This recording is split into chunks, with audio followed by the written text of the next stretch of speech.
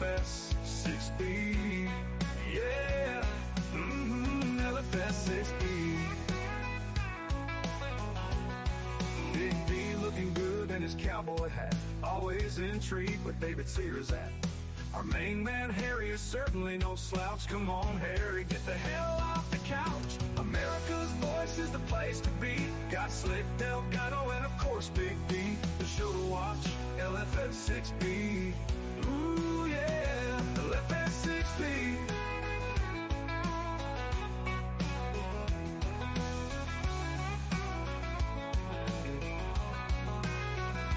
If you want some fun along with good insight, tune in 8 to 10 weeknights. Plenty of merchandise to be had. The odds makers reveal whose picks are bad. Hello, America's voice is the place to be. Got Slick, Delgado, and of course Big D. The show to watch, LFS 6B. Yeah, yeah, LFS 6B.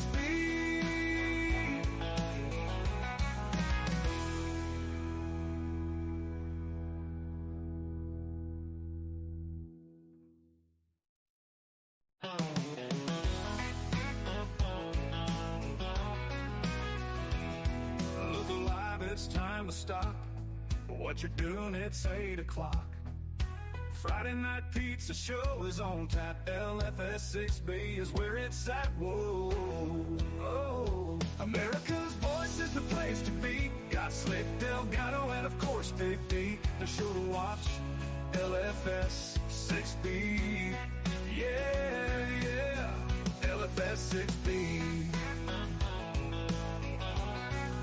Slick does sports and dresses to the nines. Big D loves when he says it's rodeo time. Delgado might wear the tinfoil hat, but we all love what even is that.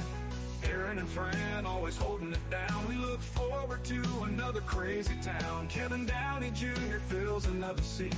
His sharp wit and wisdom can't be beat. America's voice is the place to be. Got Slick, Delgado, and of course Big D. The show to watch, LFS 6B. Yeah, LFS 6B. Big D looking good in his cowboy hat, always intrigued where David Sears at. Our main man Harry is certainly no slouch. Come on, Harry, get the hell off the couch. America's voice is the place to be. Got Slick, Delgado, and of course Big D. The show to watch, LFS 6B. Ooh yeah, LFS 6B.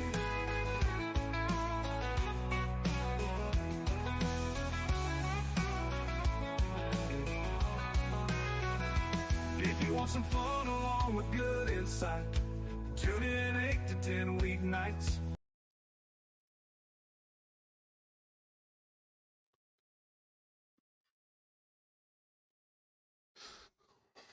All right, good morning, everybody. Good morning, good morning, good morning, good morning. 4 minutes early. How about that? Do I get some credit for being 4 minutes early when I'm usually late?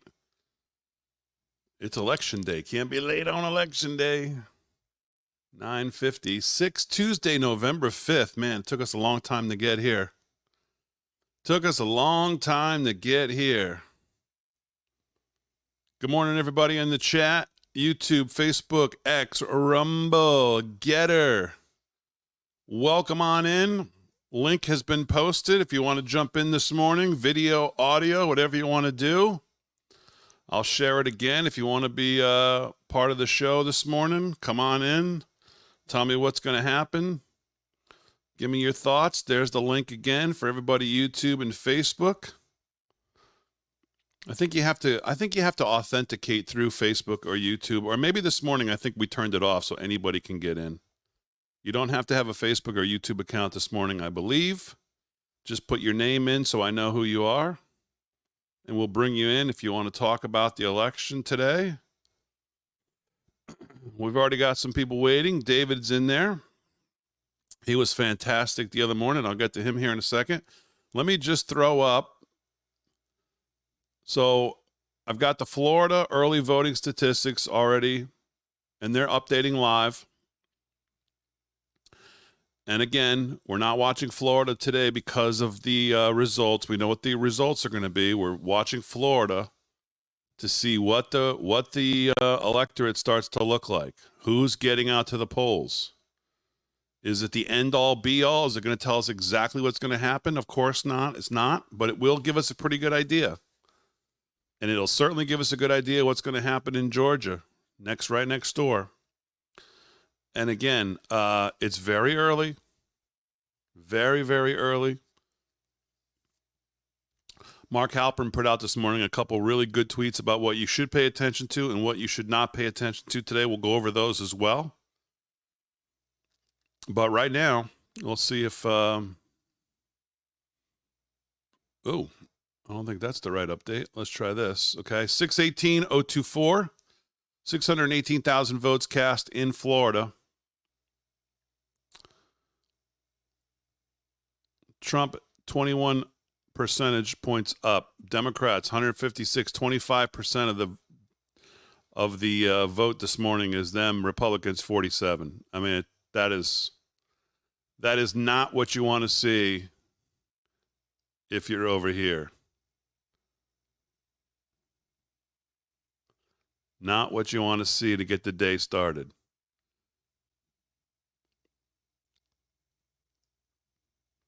North Carolina, Pennsylvania. Republicans are actually keeping this gap right around 400,000. 1,040,000 to 619,597. It's a little over 400,000. Again, not what you want to see if you're on this side. You want to see this gap up to at least 500,000, if not more. So we will continue to keep an eye on this. Let's bring David into the show. David, how are you? Good morning, sir. How are we? Doing well. I'm doing good, and I'm doing good. Here we are, Election Day, Tuesday. It's been a long trip to get here. Yes, sir. Remind everybody where you're from. I'm from Western Kentucky, Grayson County, small farming community. And obviously, I guess if you want to talk a little bit about what's going on in let me bring Slick in. He just joined us. Slickster, what's going on? Morning, Big D. How you doing? Very good. It's Election Day. How you feeling? I'm feeling tired. I stayed up and watched the president's last rally in Detroit. Yes. Unbelievable. I stayed up till I guess it was a little after 2 by the time that wrapped up here on the East Coast time. So, yeah, good stuff, man. I'm ready. Let's go. I'm energized. I was trying to keep my eyes open. I kept dozing, but I did wake up right at the end as he was closing it out, and I got to see all the extra dance. Yeah, he really did a lot of it. Boy, he gave him some extra moves last night, boy. Savoring the moment. The moment, Big D. So, David, well, I mean, here we are. There's no reason that we can't. I mean, it's kind of like we're kind of down to like, okay, yes, sir. What's gonna happen? We can talk about what we think, the numbers, where we are, the early vote, but we're here now. It's Election Day, so I guess just give me your overall thoughts. I'm predicting Trump, and I'm saying just from the people that I've talked to this morning, we had a pretty good rush at the grocery store. A lot of people trying to get caught up on their grocery shopping. That's an expensive thing now. And that's one of the reasons that I do predict Trump is because people are paying now. I think they've hit them pretty hard with their economy and the grocery budget, especially being so much different now than it was even during the pandemic, that it's hit them in their pocketbook. And from the people that I've spoke to this morning to say, hey, have you been to vote? Did you vote early? You know, I don't care who you voted for, but just did you vote? And I've had already, I'm going to say 4 or 5 people that say, well, I'm not voting.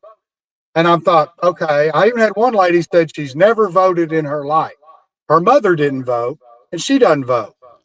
So I said, well, you know, you have control of your future through your government. You should exercise your right to vote, or you may lose that right someday. One side has a candidate that nobody voted for. And then we have the Republican candidate who was nominated and voted for in a primary. The Democrats' primary person that was voted for, I think they said he got 14 million votes. and he's not in it. So the person who they have on the ticket did not get any vote. That's kind of a big thing with me. Being a veteran, even when we did our things in small groups when I was in the military, when it came to certain assignments, we took a vote. I mean, a lot of things was done that way, even through my career working in manufacturing and working with the auto manufacturing and appliance manufacturing through the union. We voted for everything. So I'm really shocked. But I got the sense that these people who are not going to vote today in my community, or as they're here at our grocery store, that they feel they can't win, so they're not going to vote. I felt like they were Democrats that are disgusted, thinking that they're not going to have a shot at winning. That's at least the sense that I got. And I thought, well, good. I'm not going to push it. If you're not going to come out and say I'm a Republican or I'm a Democrat, if you're just saying you're not going to vote, you're kind of saying to me that you're a Democrat and you feel like there's no chance. So I'm just hoping that, because I do feel like there's going to be a certain amount of fraud and scams nationwide. I've already seen one this morning here in the county where I live. The Kamala Harris, I'm going to have a picture of my ballot, and we put it on social media. The ballot that one of my friends got today had a small black dot in the Kamala Harris space, and she took a picture and then returned that ballot and asked for a new ballot, because it says that if it registered, if she voted for Trump, then it scans the machine. It's not going to give either candidate the vote because of the dot in the Kamala Harris box. So I'm wondering nationwide how many ballots are, just kind of keep an eye, inspect the ballot before you vote and make sure it doesn't have any weird markings or spots in boxes for things that you wouldn't necessarily support.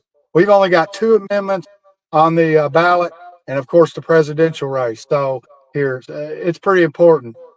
So if we're going to vote today at 1 p.m. at our community center, get together with the agricultural community, the dairy farmers, the beef farmers, the agricultural farmers, all the guys, all the people that work for them. There's a huge immigrant population at the moment because we're in the middle of our fall harvest. So I don't think that those migrant workers, they are immigrants, some legal, I'm sure some are not legal, but I haven't noticed any of them that have tried to participate in the voting process here. But this is a pretty small community where we all know each other, and I think that maybe that sort of thing might get called out. Hey, you don't live here, or you're immigrated here or whatever. That would probably get called out here. So it's been pretty interesting morning to get to talk to the people, the ones that have voted early. I explained to some of the younger voters there at the store that work for us that when I was a kid, the only way you could receive an absentee ballot was if you were serving in the military, or if that you could prove that you were not in your home community. There was hardly no absentee ballot. The only early voting that took place was for handicapped or disabled Americans, elderly, 55 or 60 and over, I think was the mark for that when I was younger. So I'm really looking at the process that we're going through today, where people are saying it could be up to 2 weeks before we know who wins. There's early voting, absentee voting, all these things, which I kind of support the opportunity to get everybody to vote. But I see now that a lot of it could facilitate scams and fraud with early voting for such a long time before the actual election. And then, of course, absentee ballots for anybody with no excuse. I mean, so the laws have definitely been changed. At the time when it was changing, I remember those amendments and stuff that they did to change this. I didn't think much of it. I thought of it as making it easier for everybody to vote. I thought it would benefit everybody. But now that I'm seeing over the last couple elections that, the adding so much, it's kind of changed the way I look at it, that it could be a fraud and a scams involved in it. Even if it doesn't completely change the election, it can at least make it invalid. So I'm a little worried about that as we come up on the transfer of power. But I'm hoping that, like President Trump said, it's too big to rig, and let's get this day over with and get on to the part where we fire one group and bring a new group in. Yeah, I saw the meme out there. Remember, today is garbage day. It's not recycling day. Let's not That's right. recycle anything. Yeah. Thomas is waiting in the waiting room. Let's bring him in as well to join the conversation. Thomas, how are you? I'm doing all right. How about yourself, D? Very good. Thanks for joining us. Tell the audience where you're from. I'm from Asheville, Alabama. I feel like I should go get in my car with all you guys. Maybe I should redo this. This is like a thing. Slick, go get in your car, would you please? It's raining out here, so. What's on your mind today as we hit election day? Well, the reason why I'm in my car is because, one, it's raining, and two, the ballots that we're here at the voting station do not have any of the provisions on the back. They were not printed correctly. The voting machines were down, and they're only offering electronic voting. I'm sorry. Where are you from again? Say it again. Asheville, Alabama. Asheville, Alabama. Isn't it amazing? Do you guys all feel like, how is it that every election, you look at Maricopa County, why is it always amateur hour? We do this every 4 years. We do it every 2 years on the off years for other things. We're voting all the time in this country. Every goddamn time we get to one of these things, it's like amateur hour. Oh, the ballots are not right. They're marked. They're faulty. They forgot to print this. They forgot to send them. Oh, we don't have any. Oh, we don't have any pencils. Why? I mean, anybody have an opinion on, other than everybody defaulting to the obvious of they trying to just cause chaos and fraud? What the hell is up with this ballot stuff? We contacted the sheriff and got a hold of everybody we needed to. They came out to try to figure out what was going on, and all he did was went to a different precinct and got more electronic ballots. He was saying that it's probably going to be hours before we can even get a chance to vote.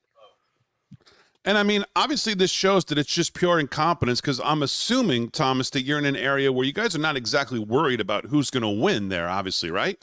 Yes, sir. Correct. Right. So it just shows that it's not, and I know everybody wants to default to it's all fraud in the places that matter. And yes, that's probably true. But here you go. Here's a perfect example of it's amateur hour everywhere sometimes, not even places where the outcome is even up for debate. That's right. Yeah. And people are coming and then they're leaving. They're saying they're coming back. It's extremely discouraging, to see what's going on. But you're exactly right, D. I don't know what's going on. The ballots are sealed before they leave, so nobody knows until they get to the polling stations and they open them up, and then voila, there you go. Now they don't have anything on the back of the ballots. So crazy, David. Any of that kind of shenanigans you've heard in your area? No, just the like I said this morning with the one little single, looks like each like a black ballpoint pen was penciled in on that Kamala box. That was kind of strange. I didn't like that. So but I will inspect that ballot today at 1 p.m. When I get that ballot, I'll inspect that, photograph that, and I always photograph my ballot before I mark anything. And then I marked. I took a picture of mine, and actually, when you said it, I said, "Huh, I didn't even But yeah, mine's definitely clean. There's definitely no marks. So yeah, I've been posting that on social media for years. I'll go in, get the ballot, photograph the ballot, and then post on the social media with the unmarked ballot that I'm voting. It's just one of those posts that I use for social media. I'd heard that there could be some legal implications for posting a marked ballot. I don't know how true that is. In our area. I've heard that too. This is happening in the whole county. So this isn't just multiple counties out here where we're from. So it's just not this particular precinct. It's happening all over the county. The state. I'm sorry. Yeah. It just seems crazy. You get 4 years. Anybody else got a job you can plan for 4 years and then still screw it up? It's just nuts. That's crazy, that's man. True. It's just nuts. So Thomas, give me past what the nonsense you guys are dealing with. And is there, what's your biggest fear of the day? What state do you have? Give me your overall thoughts of going in here, what you feel. Well, I'm just hoping that people don't get discouraged because I've ran into a couple of people that told me that this is their first time voting. And they kind of, threw their hands up. I got the notion that maybe it was like, oh, well, this is the reason why I don't. I just want to let people know that, stay focused, stay committed, it's very important that you do this. It's your right, and make sure that you put your foot down and stay in the fight. Yeah, absolutely. Absolutely. Guys, thanks for joining us this morning. Great way to kick off the show. You both brought great information. I really appreciate it. And let's go. Have a great day, and let's hope we get what we want tonight. All right. Thanks, David. Thanks, Later, guys. Slick. Yeah. See y'all tonight. Thanks You for your got it. service, too. We'll be Good on luck. tonight. Oh, God you bless. got it. All right, there you go. David and Thomas, great start to the morning. Slick, crazy, right? It's like amateur hour in these places. It's like, what the hell, man? You've had all this time to plan. It's nuts. Big D, are you really surprised? I'm not. Well, And this is my biggest... it's not about necessarily being surprised, but I just chuckle because this gentleman comes on and there's a location where obviously the outcome is not, it's not, you know what I'm saying? It's not like the typical, oh, they're doing this because they need to pull her across the finish line. He's going to crush in that area, but yet it's still screwed up. How do you miss printing the whole back of a ballot? I mean, that is just out of control. But I don't like that little dot there that we heard about. That is a problem because that cancels out the vote. Exactly what he said. And I did check my ballot. I voted Sunday night, man. I was the last of the Mohegans. And I did check that box, actually. I didn't see anything in hers either. So anyway, it's unbelievable. I mean, when I got the ballot and went into the little thing there and put it on well, first of all, I had to take my phone out and put the flashlight on because I'm so blind I couldn't see the thing. So that's number one. But I think my eye, I didn't necessarily, I didn't think about it. Honestly, I got to be honest. I didn't check all the bubbles to see if there's markings. I think my eye would have taken me to it if I thought there was something that was there that was wrong. I mean, mine was definitely clean. I took a picture of it and I went and looked at it just now, and it's definitely clean. None of the other bubbles have anything remotely looking like a mark or a symbol, other than the one I filled in for Trump. So. A good thing, because you're in a swing state too here. Yeah.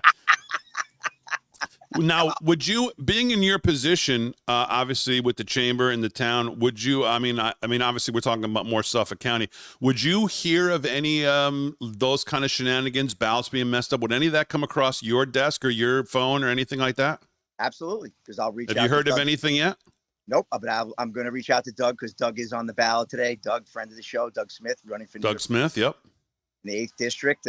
He should be fine, but I will be reaching out to him and saying hello today and find out if there's any shenanigans going on. But it's funny, when I went to the Board of Elections on Sunday night, my wife's cracking up. They ask her name, and then they see me and they go, "Oh, Holbrook is here. Is everything okay?" I'm like, "You see the one?" And it was a long line, but I recognized a few people. And then as I'm leaving, the guy says to my wife, somebody else says, "What did you bring, Elvis Presley, with you tonight?" My wife's like, "Let's get out of here." But we had a lot of fun. It was like being a rock star going to. We voted in town, the big town hall, and it was quite a good experience. The Board of Elections people were very upbeat, Damon, very welcoming. I knew all 3 of the 5 people I walked in knew my face at least, and it was just a really good. So I didn't feel anything odd there. If I had to tell you, looking at the line, I would say probably 70-30 President Trump, maybe even more. So that was good. But I'll reach out to Doug before we get on the show tonight and just get a feel for him, because he's going to be glued to what's going on at the polls today. There's no question about it. Let's bring Lonnie in. Lonnie, how are you? I'm good. How are you? Good, buddy. Where are you from? I'm here in Asheville, St. Clair County. North Carolina? No, here in Alabama, St. Clair County. Oh, Asheville, Alabama. Okay, we just had somebody on from Alabama said their ballots there are all screwed up. That's right. Yeah, it's I was there this morning at 7:00, and they came out and said that there's no amendments on the ballots, and the only thing that worked was the handicap machine that they've never used before. So you were there this morning. So what did you end up having to do? I left. I don't live far. Went home, ate a little something. I've come back down here, just waiting for the correct ballots to show up. I mean, has you guys ever experienced anything like this? Is this? No, well, I've never experienced. I'm 57 years old. I've never experienced anything like this. It's just, to me, it's a big coincidence. It's real discouraging. And as we were saying with the gentleman who was on before from that area. It's not like the outcome there is something that's going to be razor tight. Where this, I mean, this is just pure incompetence, right? That's right. Yeah. Here you know here you're pretty sure how everybody's going to vote.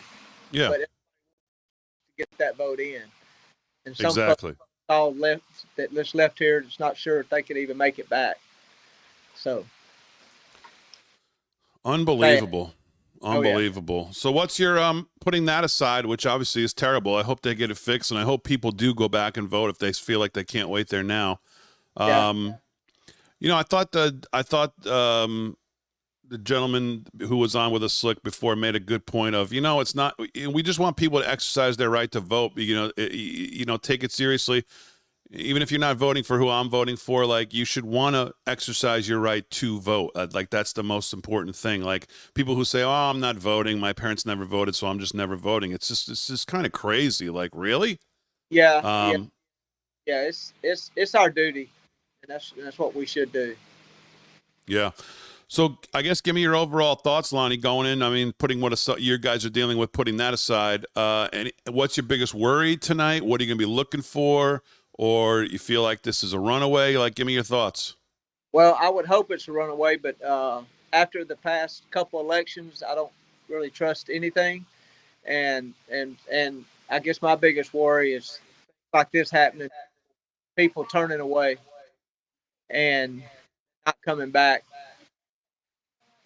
That's because of amateur hour. Yes, sir. Yeah. Yeah. All right. Well, we'll see. I hope you guys get it worked out, Lonnie. Thanks for taking the time to call in. We really appreciate you being a part of the show. All right. Thank you very much. Have a good day. Thanks. You too. Have a good day. Hope you can get the vote. All right. There goes Lonnie, man. Slick. It's just crazy, right? Like, he makes a good point. Again, it's not that we're worried about Trump not winning Alabama, but it's discouraging people who maybe have a certain amount of time, go there, want to get their vote in, feel like they've done it, and they get there and the ballots are screwed up. It's like, really? Crazy. Amateur night in Dixie. It is one of the advantages, like here. I mean, listen, I'll tell you this. My wife she goes to the gym every morning, but she went to the gym this morning, and they're off from school, so she went a little later than she normally does, and by the time she drove back home, obviously polls were open, and where we would normally go on election day is very close to where we are, right around the corner. And 4 years ago, I was there at 4:30 a.m. and I was still, I was close to the front of the line, but still, it was down the street and around the school. This morning, she said I could have walked right in, nobody there. And I think that's not a reflection on, obviously, we're in New York, but I think that's a reflection on the early voting. Absolutely. 100%. I think the early voting has really thinned out now this morning where you would normally be going. A lot of that's already tanked, and people have now moved on. They're not thinking about this anymore. Their vote's in and they're on to their day today. I agree. 100%. It's definitely big day. The turnout for the early voting was unbelievable. Even when I went Sunday night, the line was, I got there at 5:30, right on time. Closes at 6. And we waited. We got in within about an hour, but that line was well over 100 and some odd deep. I couldn't believe it at that hour. So the turnout was incredible for the early, and I think that took the pressure off today. So a couple things. Obviously, what today's going to be about is taking in as much information as possible as we go throughout the day. That's what I've been trying to do this morning. I've bookmarked a couple things. Mark Harris, who I believe really tackles Pennsylvania, says, looking like we're headed for high turnout across the board so far. Average of our precincts at this point into the low 40s already, with lots of hours left to go. Dems so far appear on track to get their Philly numbers as well. So again, we can't get ahead of ourselves. Seth Keshel says GOP likely to take a 1 million ballot lead into Florida within the hour. Pennsylvania and Michigan have moved the same way as Florida in every election since 1952. save for the safest and most secure election 4 years ago. You saw the early morning votes that were cast, that were split 3-3. Last time Biden won, I think all 6 or all 5 back then. It was 5-0 Biden. I don't know if people put a lot of stake in that, but just kind of And it was with Hillary, it was 4-2. Hillary was up in 2016 on that same vote, Big D. I recall last night hearing. Yeah, just to go through a couple of things I've shared so far this morning. I did get a kick out of what's going on in Guam. Guam exit polls show Republicans flipping the legislature, which has been Democratic for the last 16 years. I said, "Whoa, tip me over, Rover." It's tipping over. Tipped over. Yeah. Pennsylvania update this morning from Eric Daughtry, who I'm going to be following all day. Republicans are now even with Democrats in their mail-in ballot return rate. They trailed by 8 points in 2020. The Dem firewall is now at 419,000 votes, or 22.3 points in Pennsylvania. In 2020, going into Election Day, it was 1.1 million, or 42 points. So less than half, way less actually than half, almost a third less on actual votes. 1.1 million. This year it's 419,000 going into today. So again, not to get ahead of our skis, but man, they're going to have one hell of a turnout in some places to overcome the early voting deficits that they're in. Mark Halperin, what to pay attention to on Election Day. What kind of media and robocalls the candidates do as an indication of where their concerns are geographically and demographically. Anything at all that offers clues about female versus male turnout. Legitimately troubling casting or counting issues that require legitimate races to the courthouse, or outrageously false or negative robocalls, texts, and X that require timely, complete, and fair media scrutiny. The last wave of exit polls. The margins and crosstabs in the first of the 7 battleground states in which there is a consensus projection of a presidential winner. Those are the things he says we should be paying attention to today. He also has a tweet somewhere about what we should not be paying attention to. I don't know how far down I'm going to have to go to find it now. I did say, I did see that, but I don't know where that is. But anyways, I think what we want to pay attention to is probably more important. So that's a little bit of what's going on early in the day. We'll take a look at the Florida numbers again. Let's update them. Now 690,000 ballots cast. Republicans 327,990. Democrats 175,382. That's not getting any better. That is not getting any better. Trump advantage still over 20%, 21.45. Let's take a look at what's going on. This is how we know. Maybe not this early, but we'll be able to judge the day. Let's go to. Let's see what the freak out looks like on MSNBC. This thing that's where we're going to be able to tell how they're feeling about the day. Let's go to. Let's go to CNN. Let's start there. Let's see what they're talking about. Looked at trying to turn out and reach out to lower propensity voters, men, through the Joe Rogan podcast and others. Do you think that has been successful? Do you think that was a smart play on his part? It is. I mean, look, I think one of the things we're missing here is that for young men in our country between the ages of 18 and 35 years of age, it's really tough. I mean, the job opportunities are very difficult to find. The sort of things that were available to previous generations by your mid-20s, that you would have a job that pays you enough to own a home and start a family and begin to save for your future and so forth. It's harder today than it's ever been. Now you have to turn that frustration into a vote and into policy changes that actually make life better for working men in our country. And look, it is a population of voters that's not they don't follow. We're not political junkies. These are people that every single day are trying to get ahead in life, and you have to turn that frustration into a vote. New York. They come out and take political action, so that they put people in office that actually care about what they're facing and will put forward policies and things that help people like that. So I not only do I think it's a smart play politically, I think it's essential for the future of our country that issue be confronted and that issue be solved. And I think obviously we're going to find out today whether those efforts were effective. I most certainly think President Trump enjoys a tremendous amount of support among younger men in our country. That support has to turn into votes, and that's what we'll be watching for today and what we're hopeful of. Vice President Harris, in her closing day or two, wasn't even mentioning the former president by name. I just want to play something that the former president said after midnight last night at his final campaign rally. Here we go. Let's take a look. What clip is this going to be? She's a crooked person. She's a bad person. Evil. She's an evil, sick, crazy. Oh, no.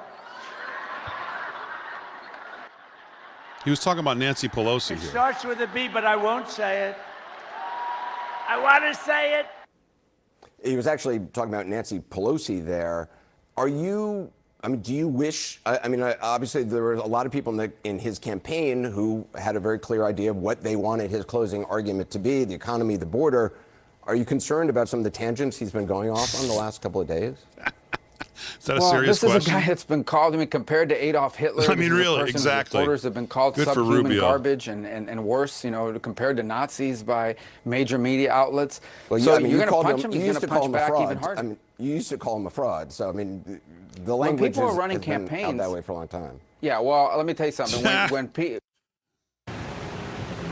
When we really saw the vice president a sprint to the finish in Pennsylvania, the biggest, perhaps the most important of the battleground states, holding 5 events across the state, including that big closing rally in Philadelphia. I was there, heard the vice president say that momentum is on our side, but she also said this could be and very likely will be one of the closest elections in the history of this country.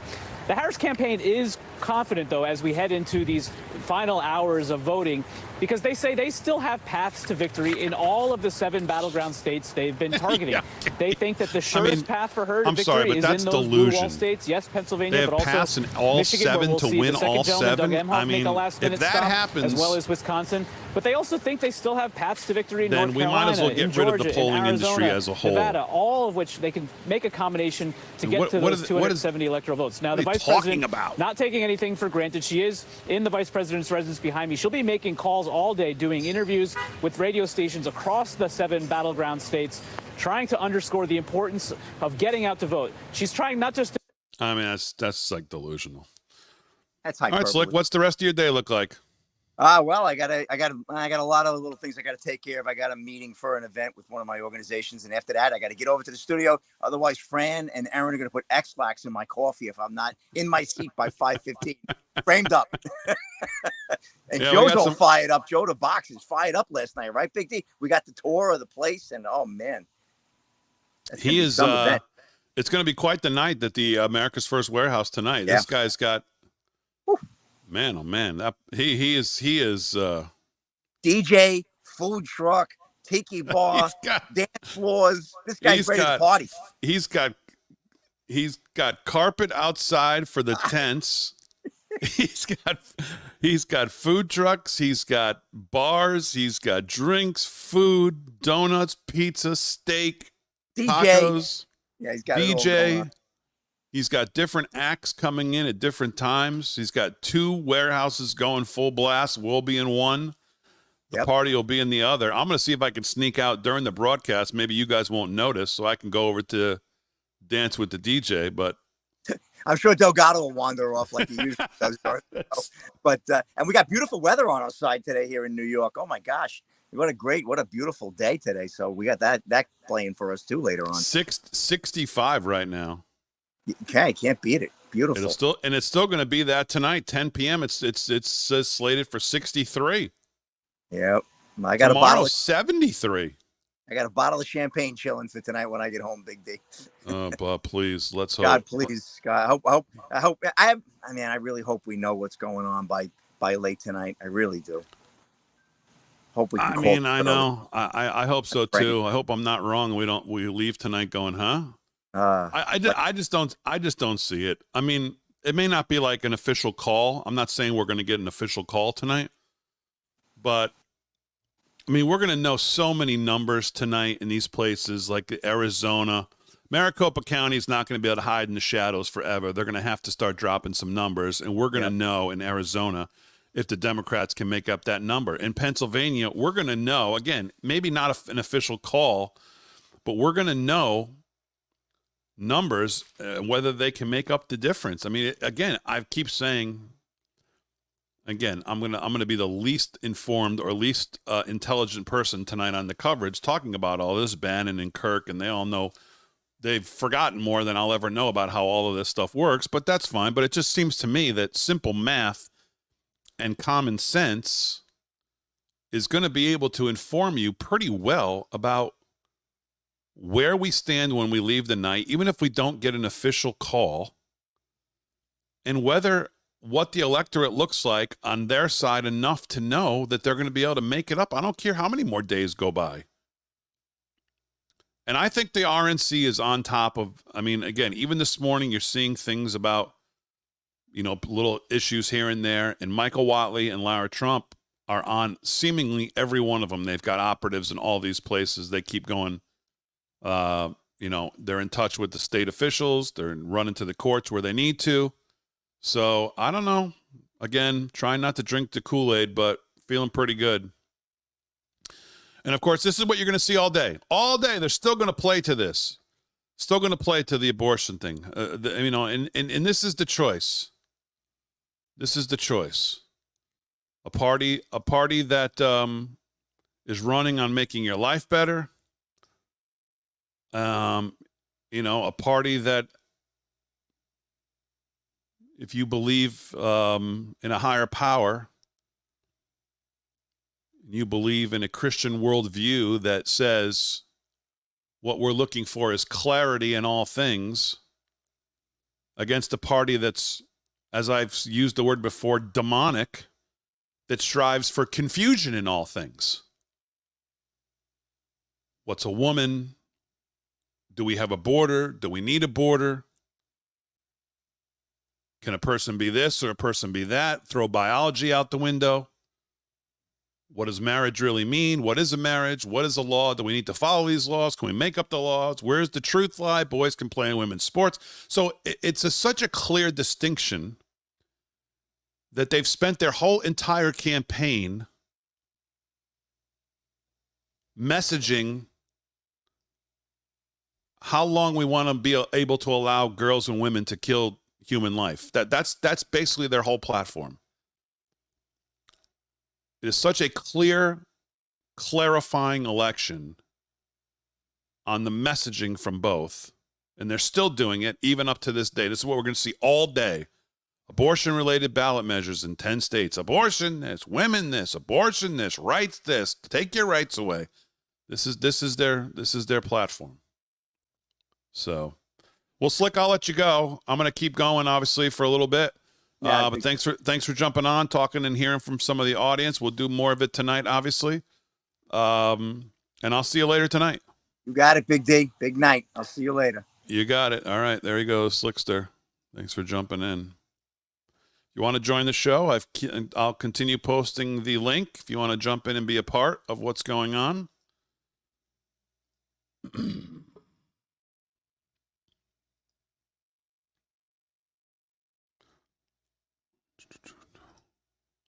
Lonnie, what's going on, my friend? Not much. I'm just reporting live from the trash can. Make garbage great again, my friend. There it is.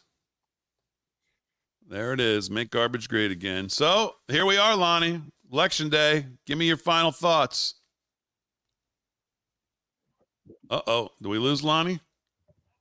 I don't have too many final thoughts. What's done is done. Yep. I'm just messing around. My wife found out I was standing in a trash can. She'd have had a heart attack. But no, it's good. I think everything will be good here. But I just watching all your guys' stuff, and I'll continue watching it even when this is over. And Florida looks pretty good to me. That's a good start. That's what we need. And hopefully just the evening just continues on the way it is. And the Republican hopefully are out there doing their job. Trump did his job. It's time to do ours. Absolutely Because right. that's going to save this country. You can see all the stuff even coming on this morning. It's going to be a mess if we don't win.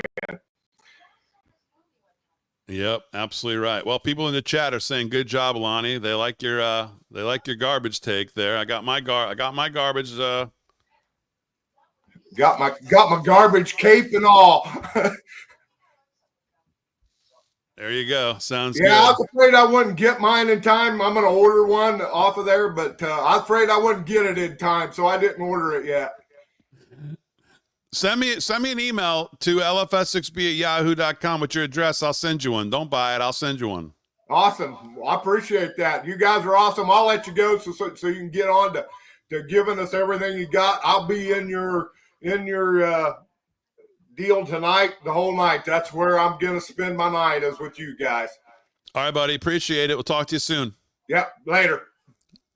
There goes Lonnie. Good stuff. Good stuff.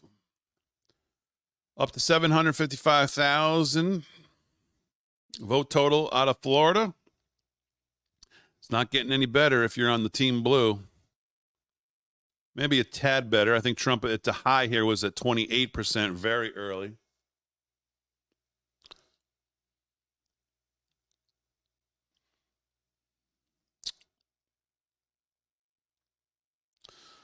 Let's go over to, let's do this, make it a little bigger.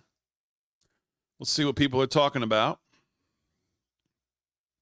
Low turnout in Fairfax this morning. I've been to 3 polling places, and a new voter comes in every 3 minutes. Any updates from around the state? That's obviously Virginia.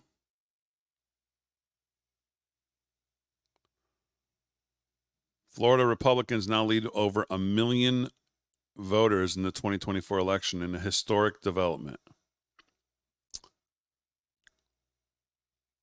Republicans 3.9 million cast, Democrats 2.9 million cast, 1 million vote lead.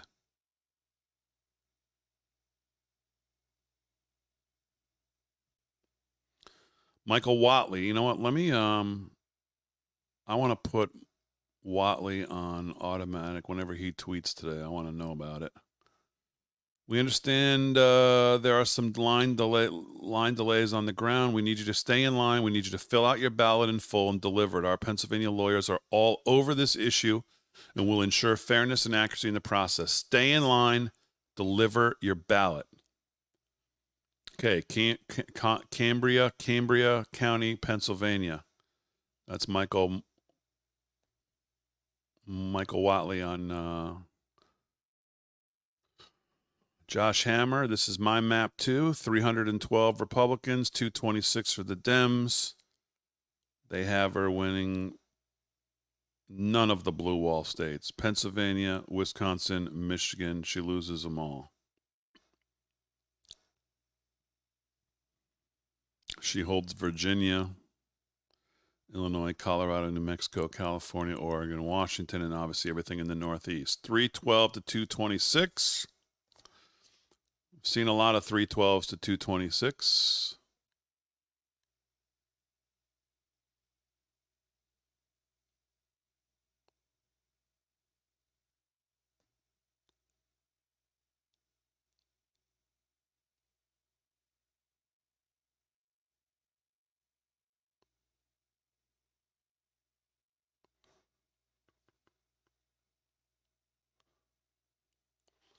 Guam results, 50% reporting. Harris 49 plus 3, Trump 46. 2020 results, Biden 55 was plus 14, Trump 41. Just a little bit tighter with 50% reporting. It's going to tip over. The first place he polls that is going to make them tip over. They start sweating every one of these states.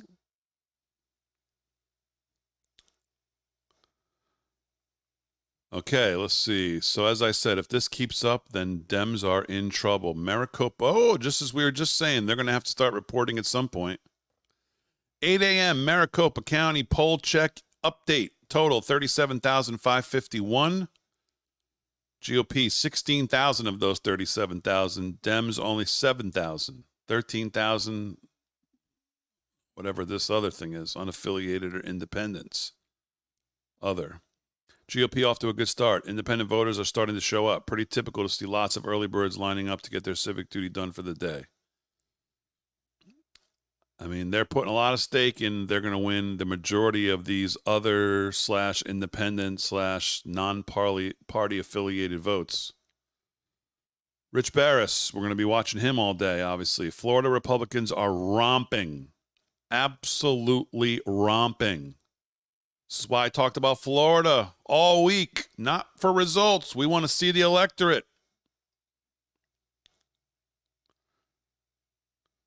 And again, this advantage is calculated against the 2016. Remember, and this what we're watching over here is not the total vote tally for today. This is the advantage is calculated against the 2016 vote totals.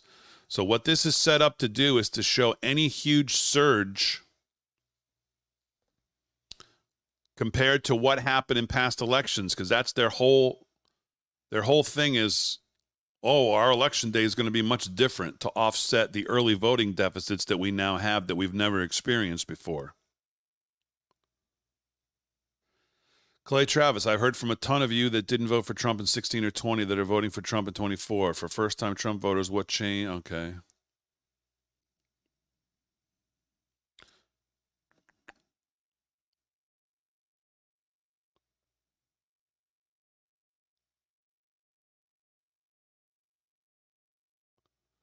NBC News in Madison, Wisconsin. As you can see, it's kind of slow. Then starts talking about the rain. You can smell the consternation beginning to build in these reports. Let's hope. Let's hope that continues. Okay, this is what Michael Watley was talking about. It's spinning it back and saying the exact same thing. We can't reach the courthouse. Roxanne did call a coworker because she works at the courthouse, just not in the election office, and he is informing. Just crazy. Amateur hour. 4 years to get ready for this stuff, and we're still, oops, we plugged it in. It doesn't work. Maricopa, 26 minutes ago, Election Day update. Republican 16,000, Dems 7,300. Margin R 23.9. That's early, obviously early. We still have an electorate, 70 million plus, that will be voting for a man who said he was going to assassinate for treason the chairman of the Joint Chiefs because he didn't support him on January the 6th, who has said just in recent days. Let's take a look at this panel. Let's take a look how they're going to, let's see. Oh, boy.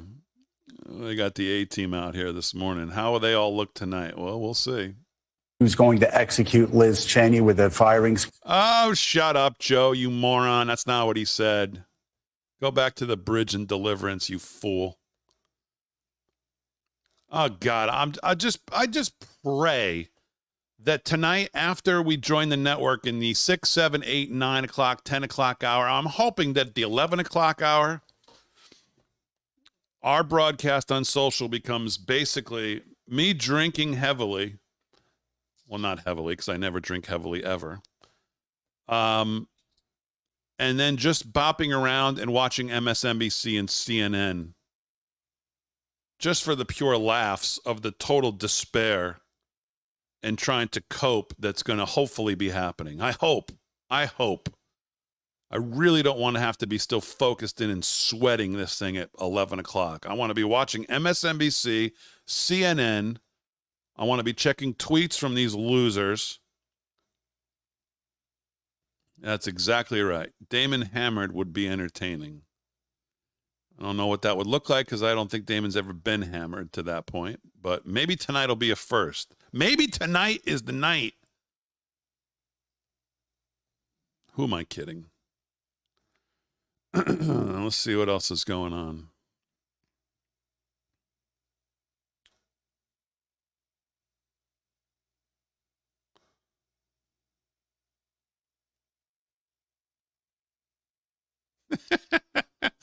I don't know. See, my whole feed for the last 3 weeks is these people showing up with these kind of, oh, did you know Kamala Harris is the only presidential candidate in our 300-plus year history to have worked all three branches of government, the judiciary, the legislative, and the executive, which makes her the most qualified presidential candidate ever. Wow. Who's this guy?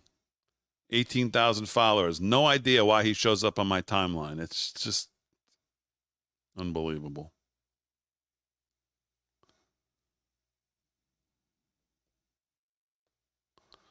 Trump Force 1, 4:50 in the morning after finishing in Michigan, I think around 2. That was a pretty cool moment last night as Trump was on stage and he said, tomorrow we've got to, and someone said, it's today. And he kind of, oh my God, it's today. It was pretty funny. Exit polling suggests GOP is going to flip the Guam legislature for the first time in nearly 2 decades.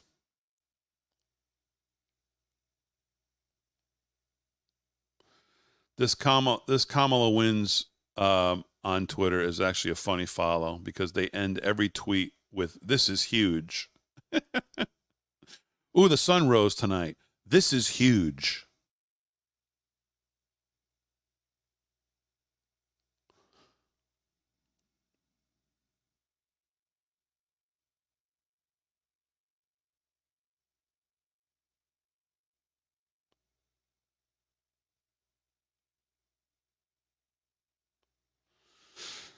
Jack Posobiec says, quote, morale couldn't be lower right now. It's not even noon, and they're already raging on about misogyny, per a White House official. I don't know.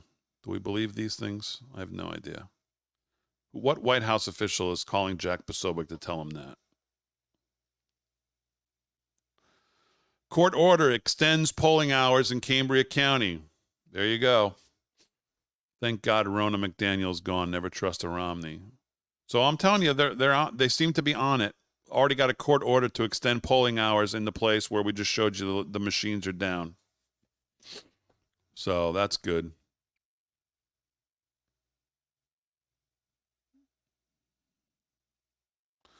Let's see if we can. What's going on over here with these lunatics this morning?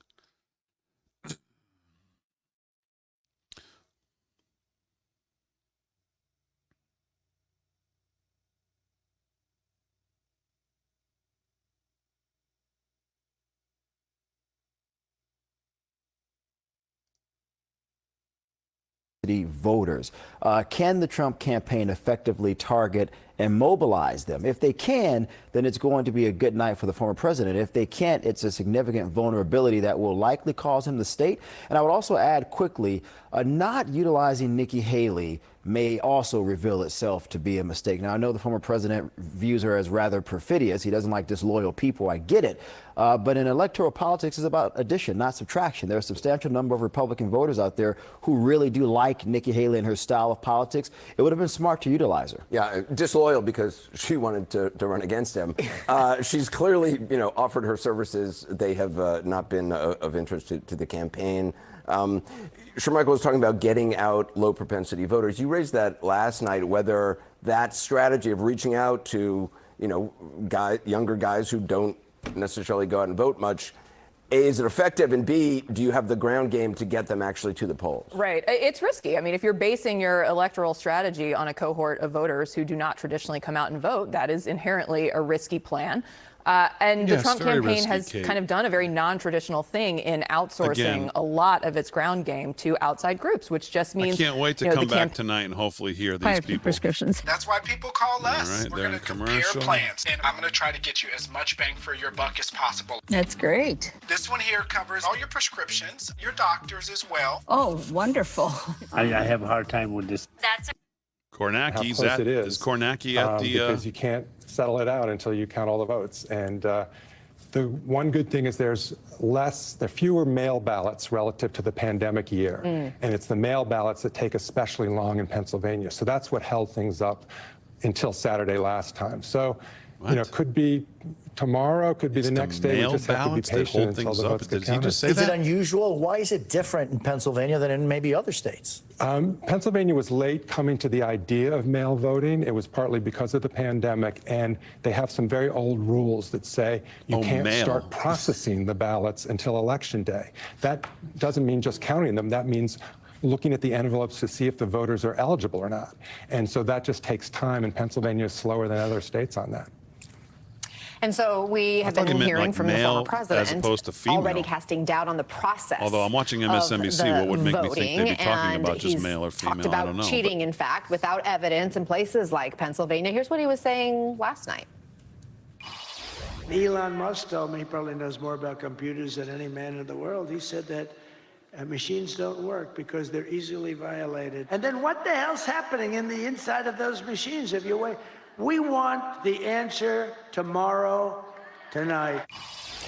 Are there safeguards Wow, what in a crazy place, idea. New safeguards to prevent interrupting the vote count, interrupting the election process, including the certification process?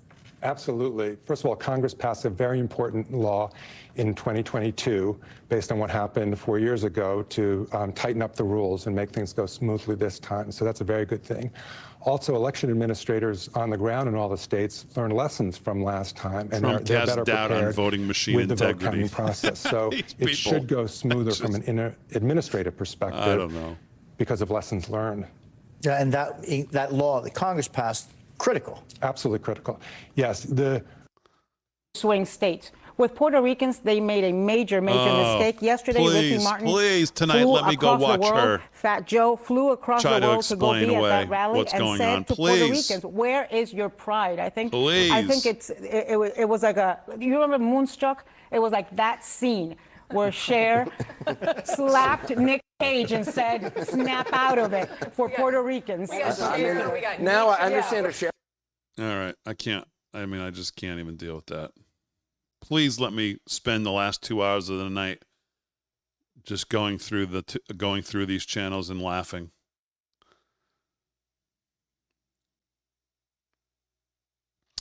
Mark Harris, who I believe again is focuses on Pennsylvania. I thought beating the 2020 turnout was not possible, but with very high turnout reports coming in everywhere, it certainly seems like we're headed for that reality. I don't think if you're in Pennsylvania and you make that statement, you can be very happy if you're the Harris. I don't think that's going to be a positive stuff for Harris. I will say this now since it's early. By the way, this is one of the early vote data on Twitter. Good follow if you want information throughout the day. There will be a lot of numbers flying around. Be mindful if they are from actual state sources or trusted sources for states. Even trusted sources can get things wrong. Temper any expectations with what things mean until a large pattern emerges. We have a long day ahead, and we have to see the bigger picture of things, not just every 15 minutes. That is all. Updates coming as I see them. And I think that's probably good news. Good follow, by the way. Early Vote Data on Twitter, at Early Vote Data. If you're not following, you can. If you're going to be on this like I'm going to be all day, you want to see what these people are talking about, put notifications on for some of these really good accounts. Seth Ketchel. Hearing Stacey Abrams is preparing to declare victory. That's pretty funny. Pretty funny. Oh, I'm sorry. Let me put this back here so you can see it better.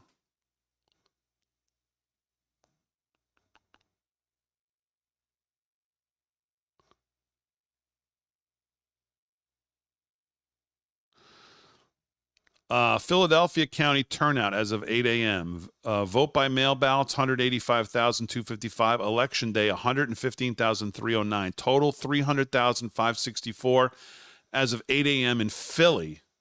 That's 42% of what was in 16 and only 40% of what was in 2020. Again, unless I'm reading that wrong, That is not good for Kamala Harris.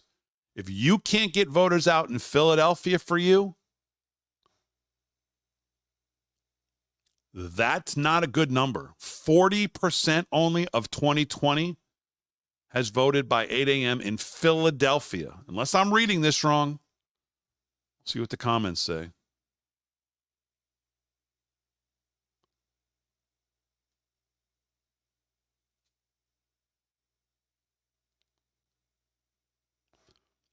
Does this mean 40% of the total 2020 turnout already? No, I believe it means by 8 a.m., you're 40%, you're 60% short of what showed up.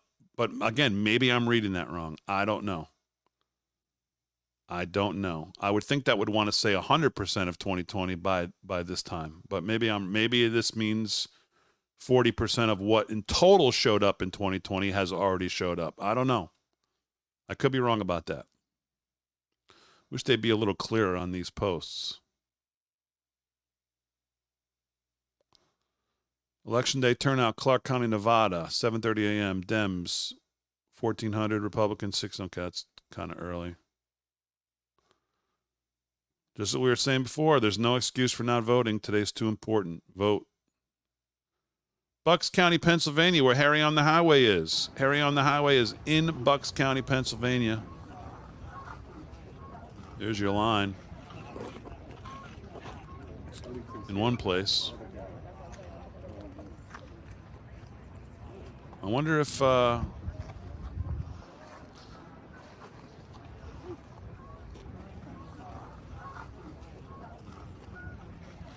going to call Harry on the Highway and see who he's there with, if it's with Michelle or somebody, if they want to join me.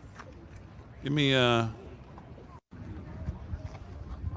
1 second.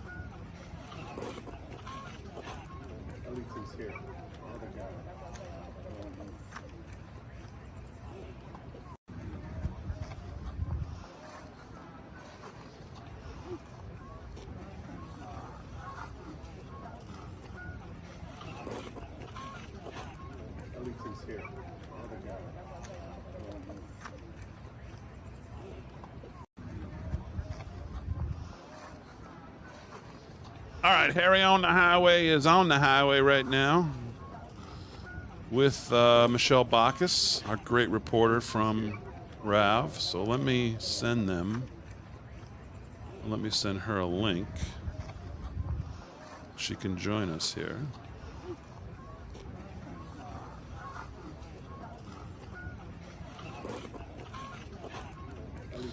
All right, while we're waiting for her to pop in.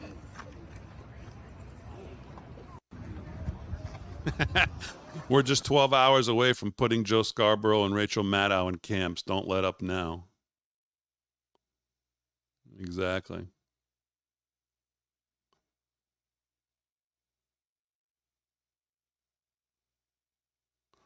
I saw somebody before said, how about them Chiefs? 30-24 over, still undefeated, huh? And Chiefs look good.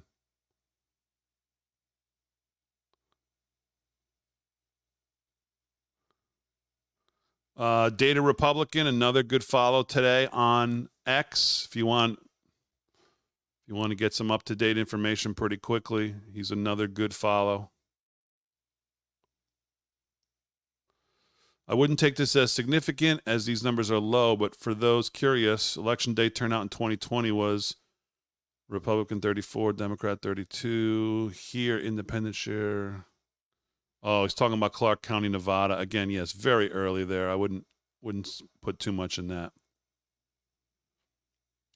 Democrats only up 2 in early vote returns in Colorado. All right. Let's. I see Farmer Brook jumped in, but it looks like he walked away. We'll get back to him here in a second. We're waiting on Michelle to join us as well.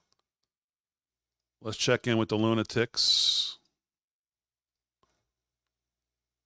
Let's check in. All right, hold on. Let's bring. I see Farmer Brook waiting to come on in. Let's bring him in. There he is. Good morning, my friend. Good morning to you. How are you? I am so excited. How long? We've been waiting 4 years for this day, right? We've been waiting 4 years. Yeah, we've been waiting 4 years. He's been doing this for 9 or whatever. It's been almost 10, and the day is here. Yeah, how you feeling? I'm feeling good. I cannot wait to get back to regularly scheduled programming. However, on 6B, it's driving crazy. I feel like we haven't done a full show in like 3 months. It feels like 4 years, Big D. It's crazy. Do you know, I was watching, I don't know if it was on social media or where it was, but I heard actually somebody say, okay, so who do we think the lead, who do we think's in the lead for each party for 2028? I said, oh my God, please, don't please. Oh, I want at least a day off. Oh my God, we can't start talking about 2028 already. So Farmer Brook, in case there's people watching maybe for the first time, a lot of the people in the chat are saying hello, and of course they know who you are, but tell everybody where you're from. I'm in beautiful, sunny, cold Arizona right now, Payson, Arizona, little town of about 16,000. We're a mountain community though, so this morning I got up, it was about 25 degrees. So Arizona, not all 120 degrees, but it's going to be a beautiful day. The sun is out.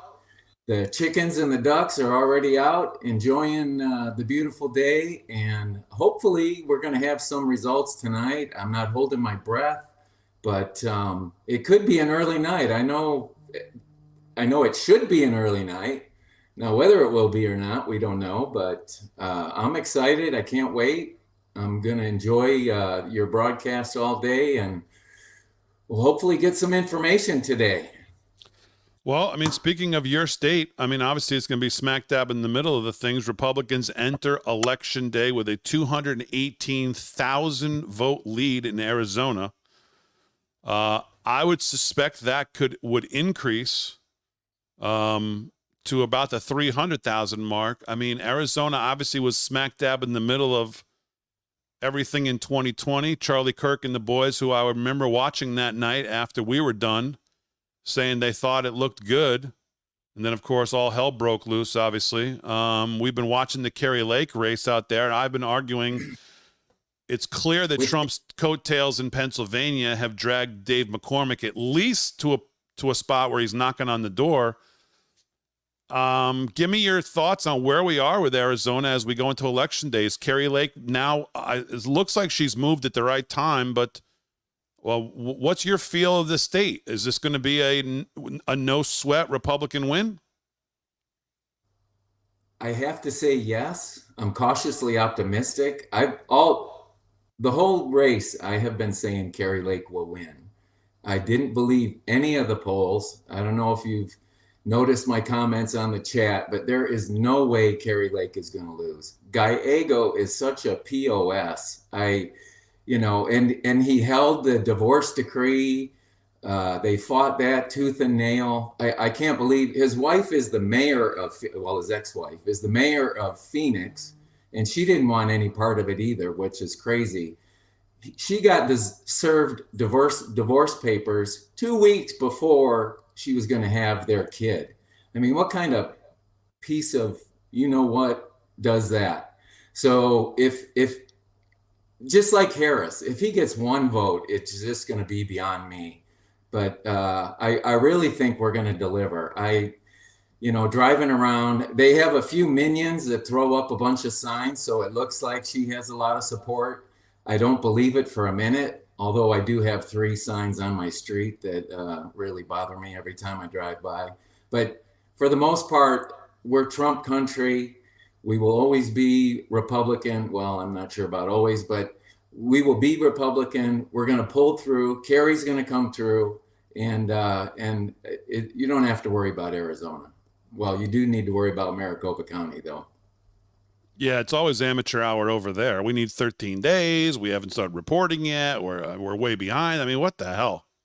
Yeah, the good thing is Richter got voted out, so this will be his last hoorah, and hopefully he goes down in flames. All right, buddy. Thanks for checking in. Appreciate it. Have a good day. I know you're going to try to do something tonight on social media. I hope it goes well. We'll join you if we can when we're done. So we'll see you tonight. Have a good show. Thank you, my friend. All right, there you go. Farmer Brooke joining us. Let's bring in our very own Michelle Bacchus live from the road. Michelle, how are you?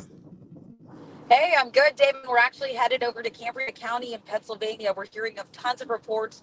The voting machines are down there. I'm told they're now extending the voting deadline to 10 o'clock tonight. Yeah, we seen that. We talked about it. We actually showed some video out of there of people waiting around.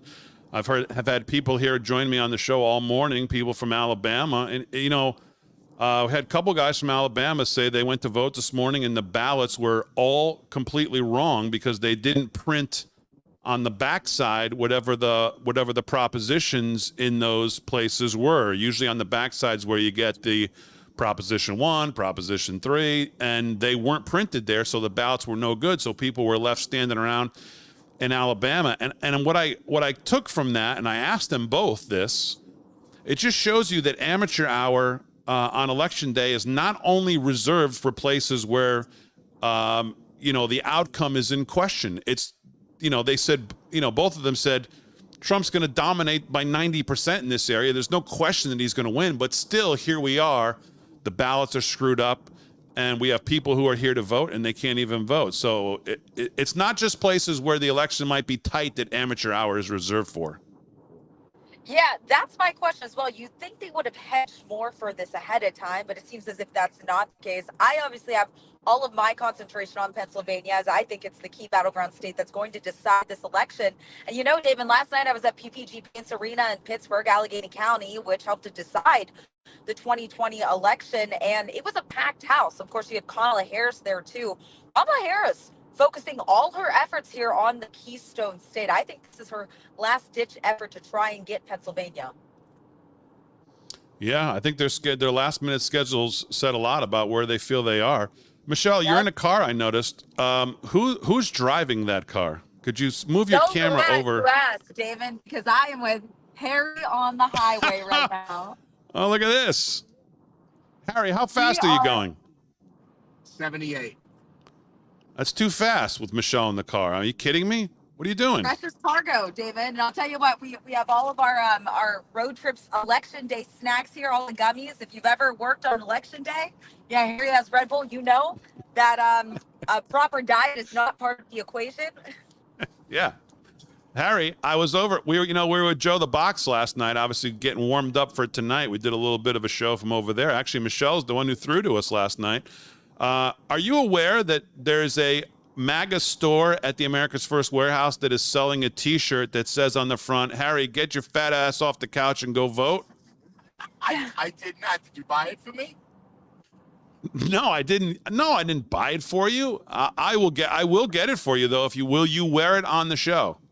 I will. I'll wear it on the show. Can you get two? I'll also wear it. Oh, wow. Okay. Now I'm on it. Okay, very good. I'll sign it. You'll sign it? You'll give me an autograph? I will.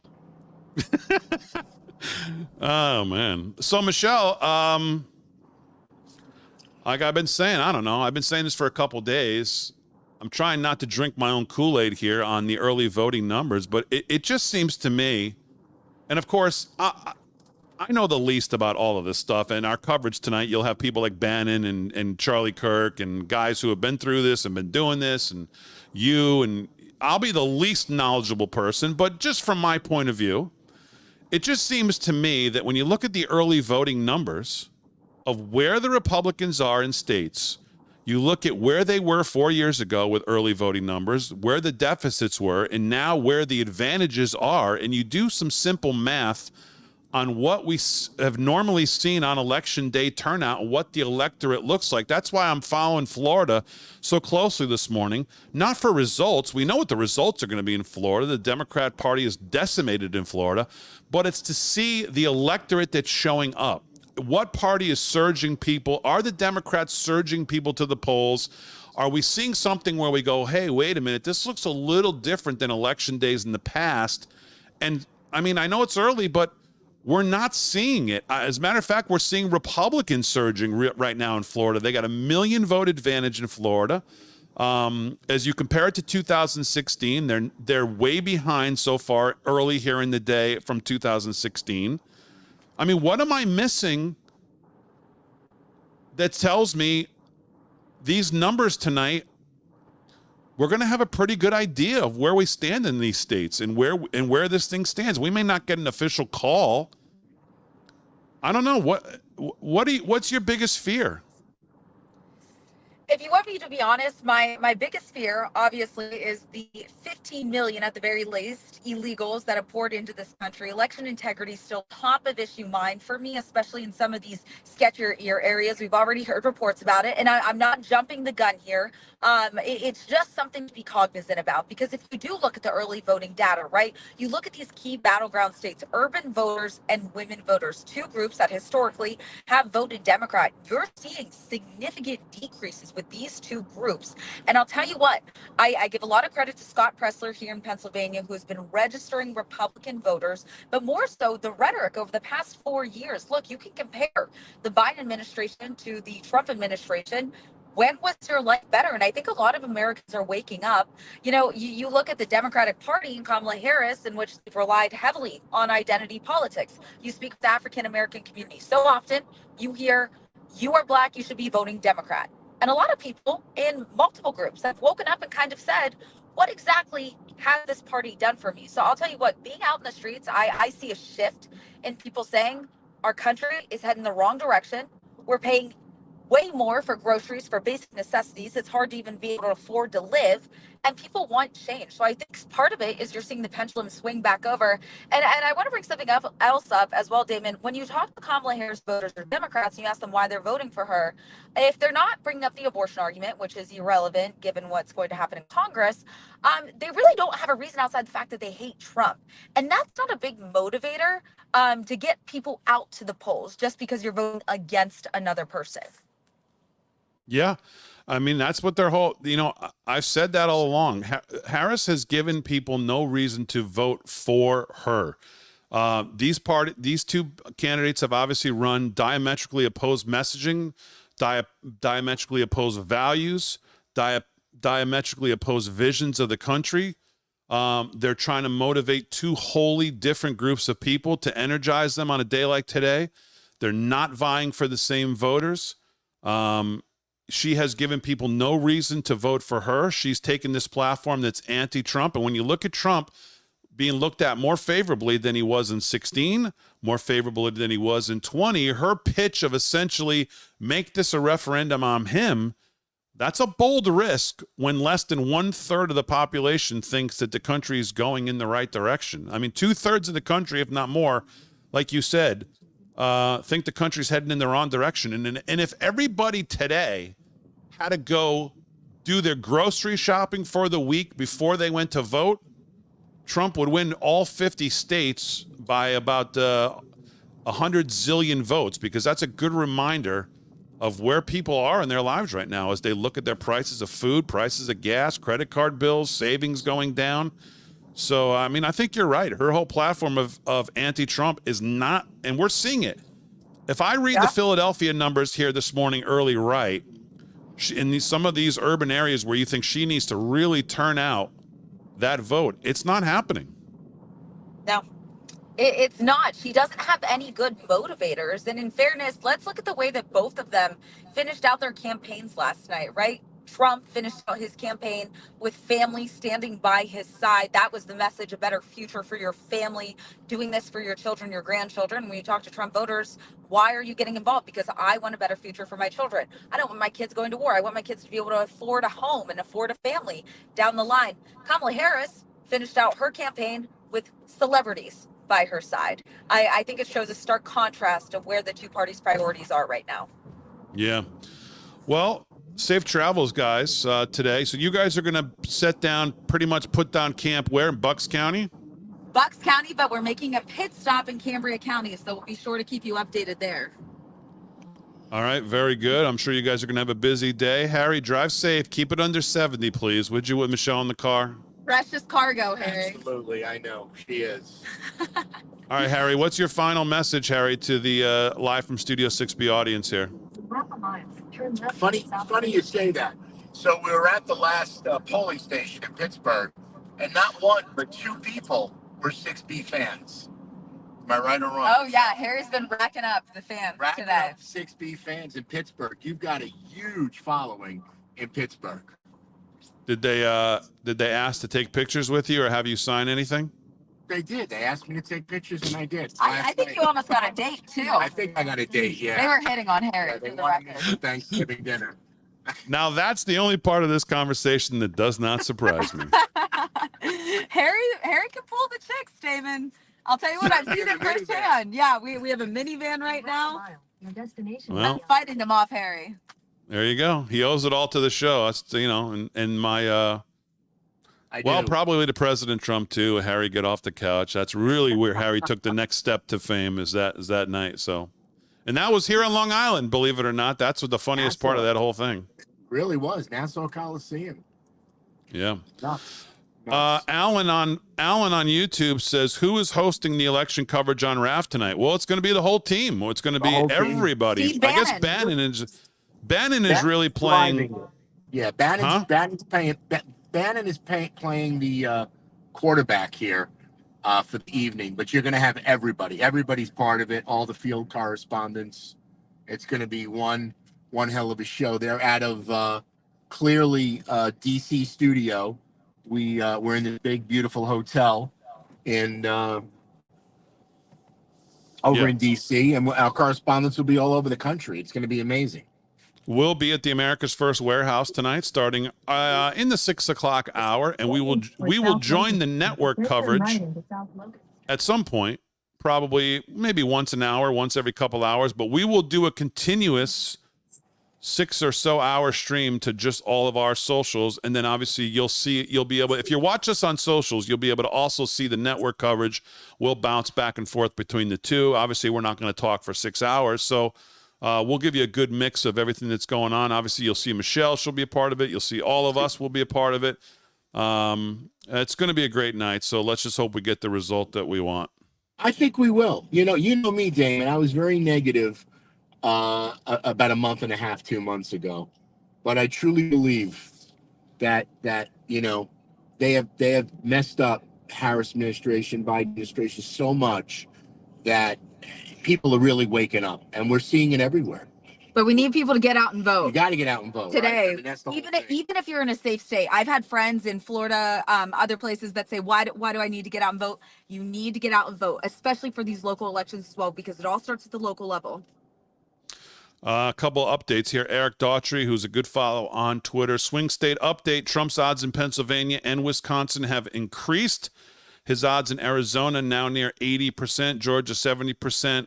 Odds in Nevada have ticked down. Again, this is this polymarket garbage, which I put absolutely no stock in whatsoever. Anybody who's followed us and watched the show knows why.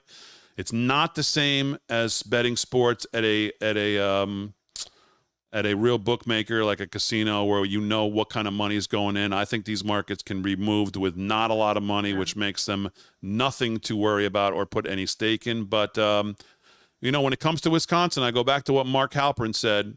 He said, we've talked to Republican and Democrat operatives in both parties who said right now they would be somewhere between surprised and shocked if she was able to pull out Wisconsin. And if he wins Arizona, North Carolina, Georgia, and she can't pull out Wisconsin, Michigan, Pennsylvania, then we're going to go to bed tonight knowing who the next president's going to be. That's the bottom line. So, all right, guys. I'm hoping that's it. All right, Damon. All right, we're here at our destination, Damon. Hopefully, if you're still on the air, we'll give you an inside scoop.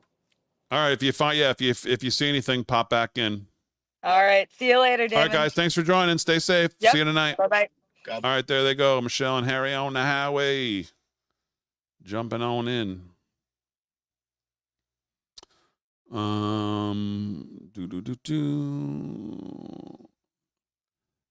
Yeah, I don't know.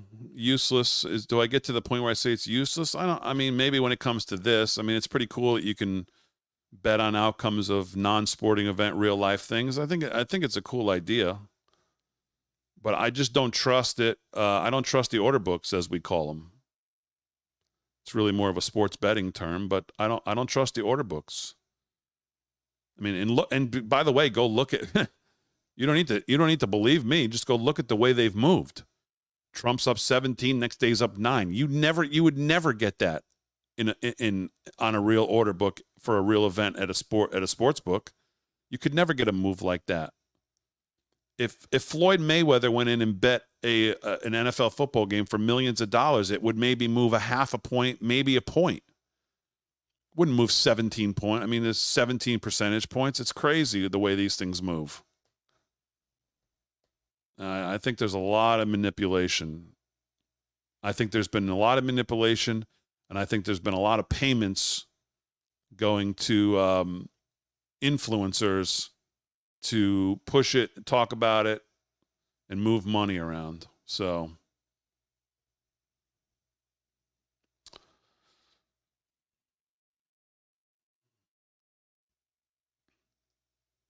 Florida update, getting close to 1 million votes, and the R's are doing well, keeping a very high advantage compared to prior years.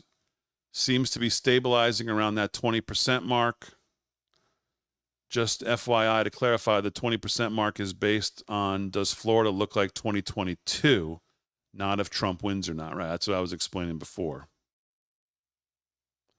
And that's, of course, what we're following over here. Update 9/24/607.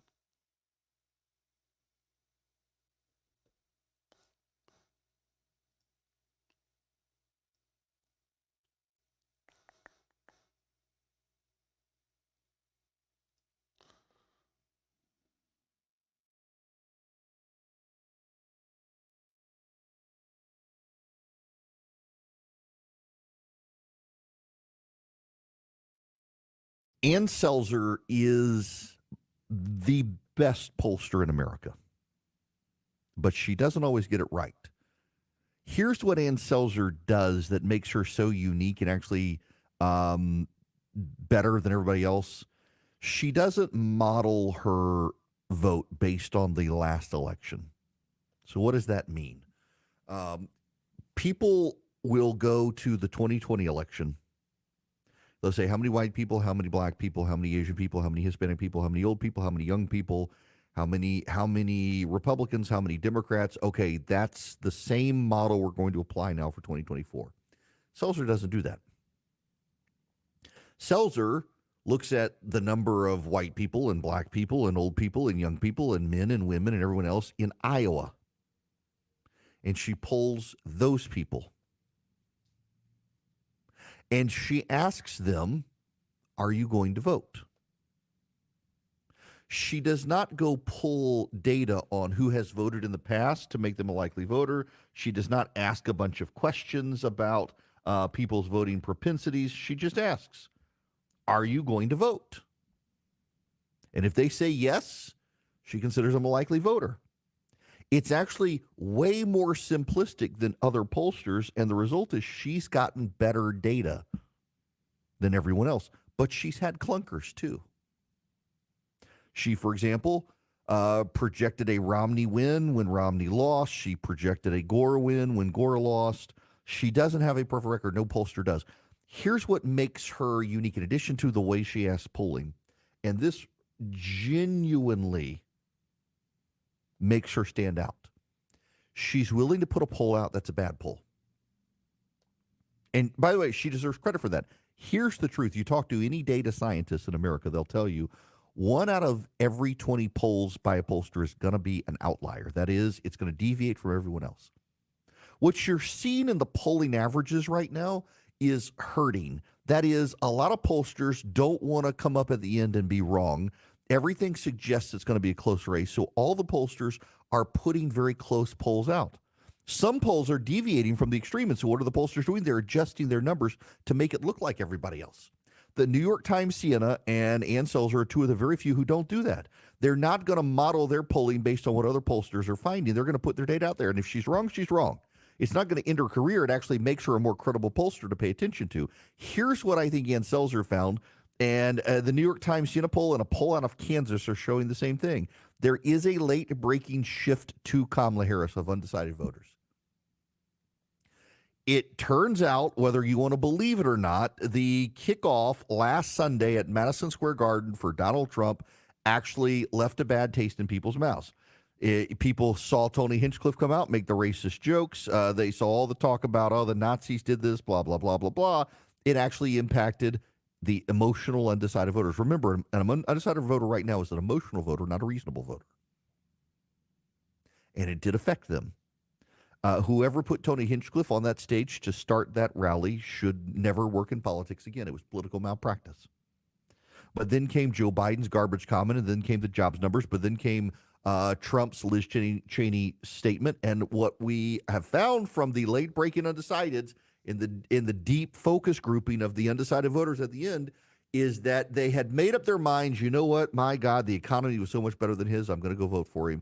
And in this last week, all of these issues from the Trump campaign made him, I don't know that I can actually pull the trigger. I don't want to go through 4 years of that much drama. Well, we're going to find out if that's true. I mean, I don't totally discount that some of that could be true. But again, until we start to see some numbers out of some place that makes us go, oh, wait a minute. I'm not so sure. And again, I don't know how anybody could have gotten to last week or even, what was MSG, 2 weeks ago? How does anybody get to 2 weeks ago after the last 4 years and allow one event or even one specific thing within one event, 5 minutes,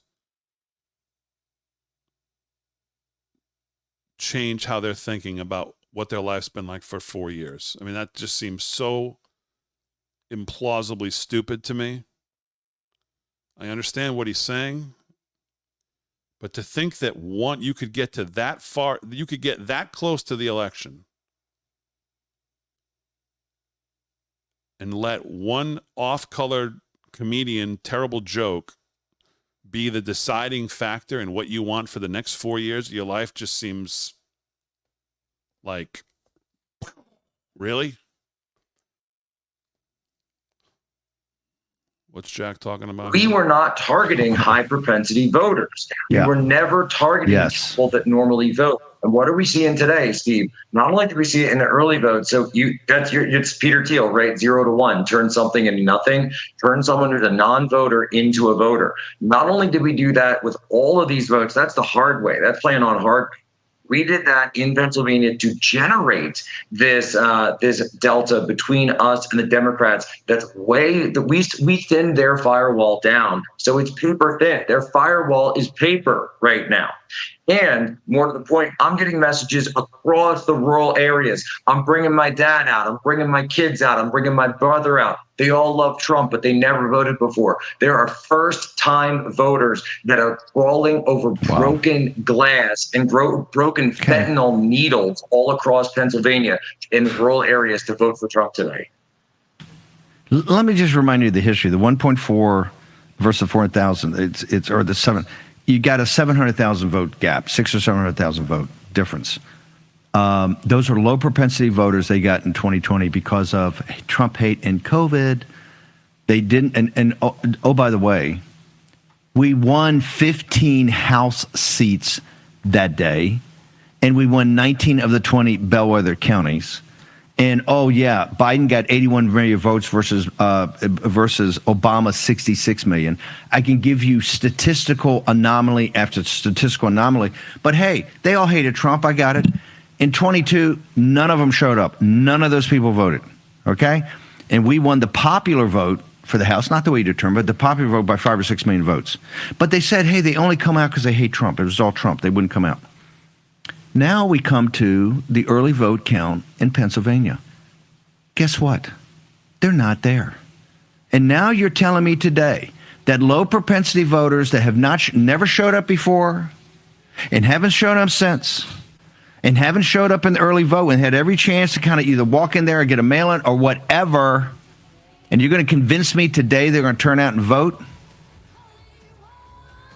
This is the con and the scam.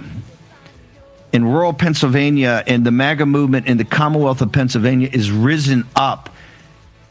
You must bring everybody today to vote. Yeah. Yeah. Yep. He's right. And his analysis of 2022 and 2020 and who these people are and why magically all of a sudden they're not showing up is right. The exit polls will be their last attempt to demoralize you into not showing up or leaving the line. Mindset. Every state is in play. Do not let corporate media set the narrative. We're going to win big. Vote. Stay in line. Absolutely. Let's go over here. Seeing everywhere in the country right now, there are really long lines. Everyone I talk to in every one of the battleground states is telling me the lines are long. People are waiting in the lines. We have identified issues already, and we have dealt with the issues already. People may know there were 8 counties in Pennsylvania where they were trying to turn away our poll watchers early this morning when they showed up to these locations, and obviously the RNC intervened. We have attorneys on the ground at the ready to take anything that comes their way, and this was one of the first issues we identified today. Our poll watchers are in all of these locations. I'm happy to report, and we also are aware of a lot of the voting machine issues. I know I've heard about several in Pennsylvania and one in Ohio, and we have in Cambria County so far, Pennsylvania, asked for an emergency petition to extend the voting hours to make sure that everybody gets their vote in. So I want to make sure everybody knows, do not get out of line, stay in line, cast your ballot. I heard Jack Posobiec just before I came on, use a paper ballot if that's what they're going to give you, but make sure you get your vote cast. Do not get out of line. Let's talk about what are you hearing? We hear this long lines. I mean, obviously we have the big grassroots over here. The feedback we're getting from the grassroots participants is pretty extraordinary. What are you hearing? Is any analytics that you're hearing right now? Anything of any targets that you guys were focused on that you think we're pushing through? I do. I mean, look, the traditional way things go is that Republicans typically turn up on Election Day. We show up big on Election Day. And, whenever you look at the early vote numbers, a lot of people were concerned, would we cannibalize our Election Day voters? And actually, I think what we did from the Trump campaign and the RNC in terms of identifying, targeting, and then reaching out to the low propensity voters, it really has turned up to be a huge success for us, at least so far, because around 18% of the people who came out and early voted in all of these battleground states were people who were the low propensity voters, meaning these are folks who hadn't voted in the last several presidential elections. And we know that they're Republicans. We know that when they come out, they're going to vote for Donald Trump and Republicans down ballot. That's going to be really, really powerful, I think, in this election. And that was always our intention, was to target these low propensity voters, get them out early. And that is indeed what we did. And so I think a lot of the people who maybe are your traditional but hardcore Republican base, those are the people that are out there today. They're going to wait in those lines. And as I always say to my father-in-law, look, people would crawl across broken glass and hot coals to vote for you. I think no matter what, these people are going to wait in these long lines, and they're going to make sure that they vote for Donald Trump. One thing is one of the reasons because the outreach that you have led, but it's pretty obvious from the math that the minority community, particularly African-American men and Hispanic men in places like Atlanta, places like particularly Philadelphia, are just not coming out to vote. What is your at least initial assessment of this? Well, I think that's right. And I think overall what we've seen, the trends that we saw in early voting, were that a lot of the urban vote was way, way down. And this is everywhere in the country. We're talking Philadelphia, we're talking Atlanta, Charlotte. All of the urban vote totals are way down from where they were in the early vote in 2020. But Conversely, the rule vote is very, very high, and it's much higher than we've ever seen. That was from our early vote totals. So if that trend continues, which we typically expect it will, again, the more red counties are the ones that typically turn out in bigger numbers on Election Day, then that's huge. That's a big win for us. And I think, whenever you look at the polling, especially you're talking about African American voters, the polling for Donald Trump right now is off the charts. We haven't seen a Republican, Steve, I'm sure I don't have to tell you this, with this kind of polling. Donald Trump's polling around 30% with African American voters. That's something that I'm sure has terrified the Harris campaign. You look at the Arab American vote. Donald Trump, of course, was endorsed in Michigan by that Arab American mayor, a Democrat mayor, no less. He was on stage with us last night in Grand Rapids. And I think that those are things that are going to turn out to be a huge problem for Kamala Harris and a huge win for Donald Trump. You have the Latino vote very high, or at least the polling would indicate it would be so for Donald Trump in this election cycle. And, they talk about the men versus women. Well, Donald Trump is doing far better with men than Kamala Harris is doing with women. And that also can't be overstated. And I think, especially last night, getting that Joe Rogan endorsement, maybe it turns a few more of the men out to vote for Donald Trump today. So obviously we'll have to wait and see. But every indication we have is that everything is led on target. Everything is as we would want it to be right now, heading into Election Day. And I think we're in for a very exciting evening. By the way, fantastic job. You're absolutely correct. I got to ask you before you go. North Carolina, that's the one to me that's always the hardest to kind of think through, although President Trump carried it in 16 and 20. What's your sense, given that your North Carolina is very close to your heart? Talk to me about North Carolina.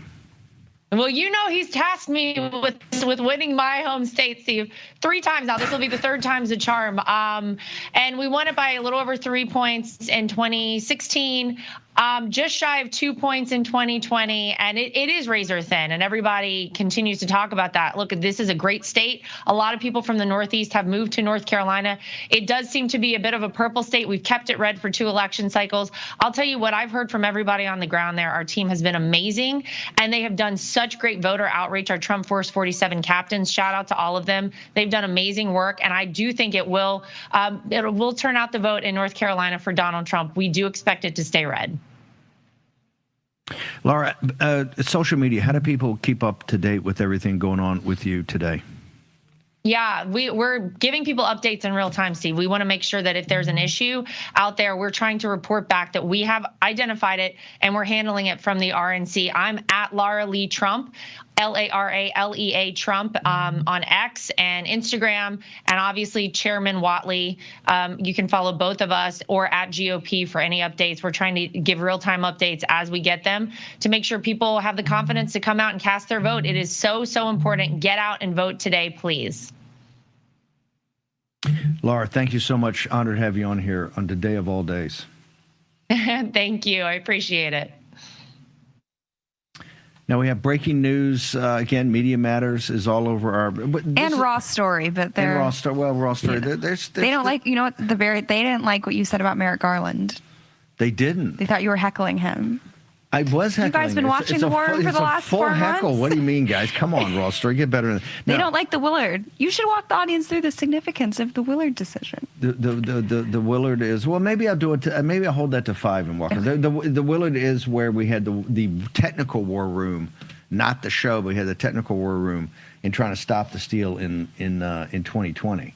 That was Jack Smith's favorite place, and Merrick Garland very upset about it. Nancy Pelosi very upset about it. Like I said, suck on that. But that's where we decided to go to the roof. It also suck on the early vote numbers too. Yes, and it's also historic. It's where President Lincoln had to be snuck into the Capitol through Baltimore when he came here, when he won the presidency, and the Willard is where President Lincoln hung out for a week or so before he went over to the White House for his inauguration. Very, very famous, the landmark hotel in Washington, D.C., very historic.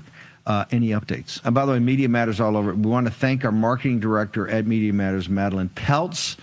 She's always on point. Make sure you push out more of our content.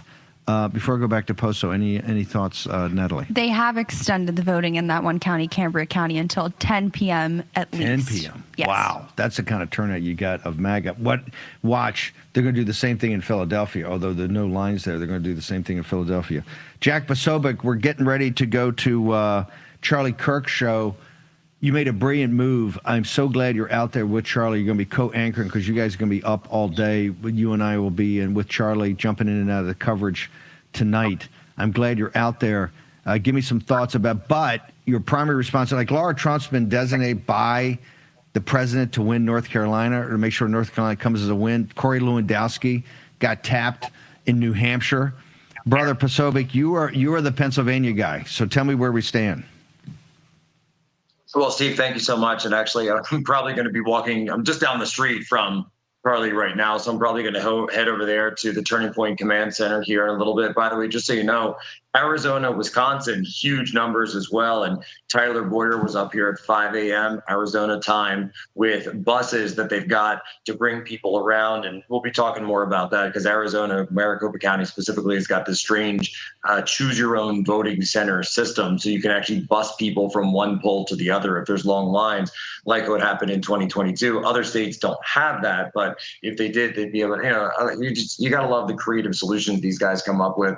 In Wisconsin as well, huge numbers from the rural areas that's coming in, and Madison, Wisconsin, we're seeing low turnout as well. When it comes to Pennsylvania, look, Philadelphia is starting to come online. People need to see this. And like I said before, we're starting to see a little bit of a slowdown in terms of some of the stuff that I'd like to see. So yeah, boom right out of the gate with for Pennsylvania, but now there's a little bit of a slowdown going on in the red areas, and the blue areas are starting to wake up. They wake up a little later. They vote a little later. You know how it is. You know how it goes. Rush Limbaugh used to have a line about that I'm not going to repeat right now. But we need to stay focused. We need to get our heads in the game. We need to be vote multipliers. Go vote, and then once you vote, think, how can I multiply my vote? Be creative. Can I motivate people in line? Can I wave the American flag? Stand there and wave the American flag. What are they going to do? That's not political. Just stand there and wave the American flag if you want to. And then you're texting people. You're knocking on doors. You're doing whatever it is you can between now and 8 p.m. or 10 p.m. if they've extended the line. Some of these. Hey, Jack, Jack, just hang on 1 second. We're going to go. President Trump is actually voting. I think he may be saying something. Let's cut to Florida and President Donald J. Trump. We got back pretty late last night, and it was an honor. It was a great honor. We had 4 incredible rallies and left Michigan late at night. Many of you were with us, and I hear we're doing very well.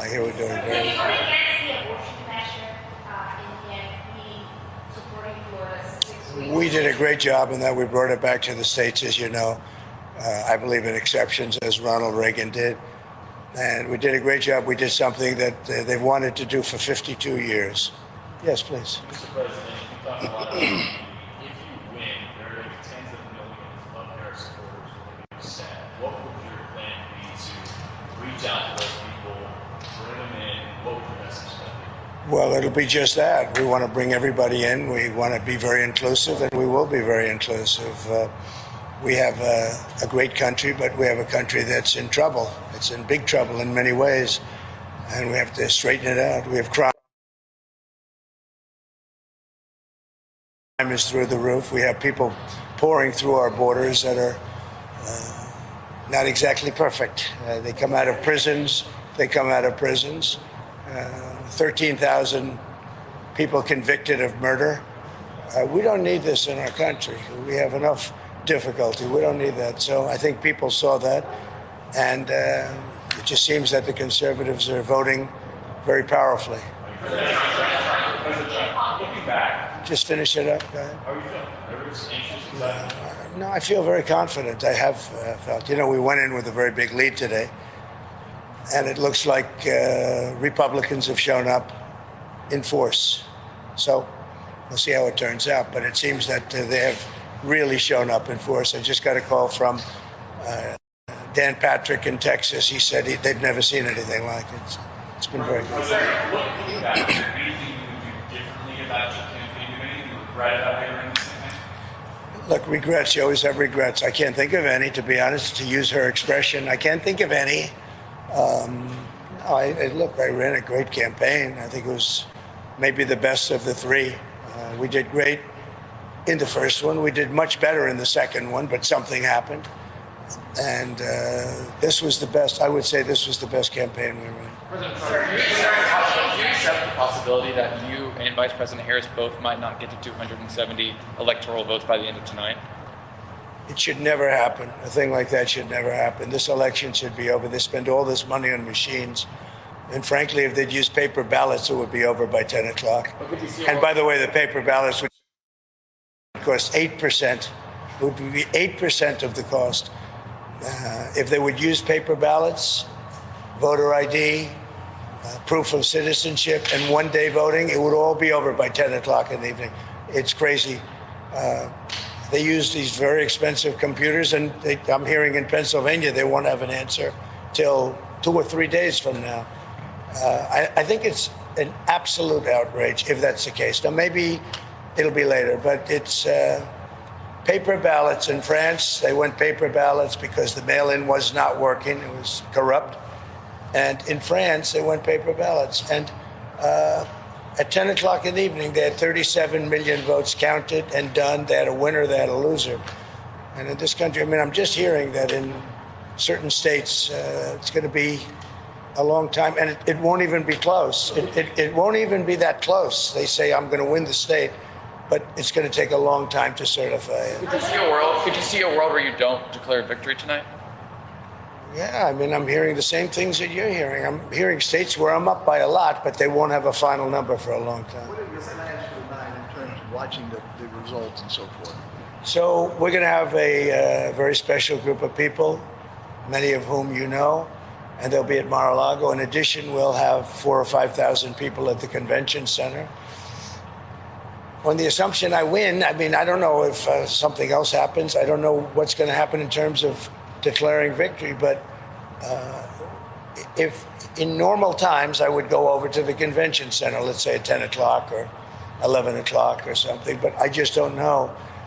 It looks like we have a very substantial lead. It looks like we have many more Republicans voting today than Democrats. So if you have a lead and we have a bigger vote, that means you're doing very well, but they have to call a winner.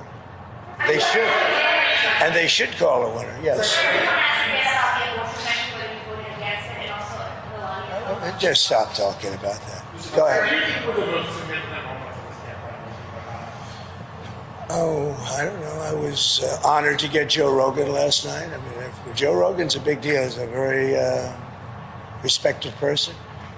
And I must tell you, Megyn was fantastic. She got up and said some things that were really pretty amazing. But before that, I just think we ran a good campaign. I had good policy. We want people to come into our country, but they have to come in legally. You know, we want strong borders, and we want people to come in. We want to be totally inclusive, but they have to come in. I think that was a big issue. To me, that was the biggest issue. The president, he's voting. He's talking about what's happened over the last couple of weeks, and I think. We have 13,000 plus murderers allowed to roam in our country. Not going to be allowed. They have to go.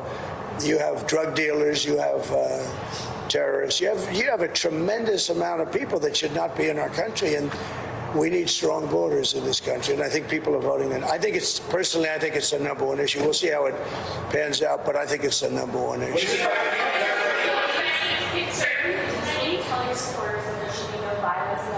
I don't have to tell them that. I don't have to tell them that there'll be no violence. Of course there'll be no violence. My supporters are not violent people. I don't have to tell them that. And I certainly don't want any violence, but I certainly don't have to tell. These are great people. These are people that believe in no violence. Unlike your question, you believe in violence. Go ahead. Where will you be looking early to see if you're having a good night?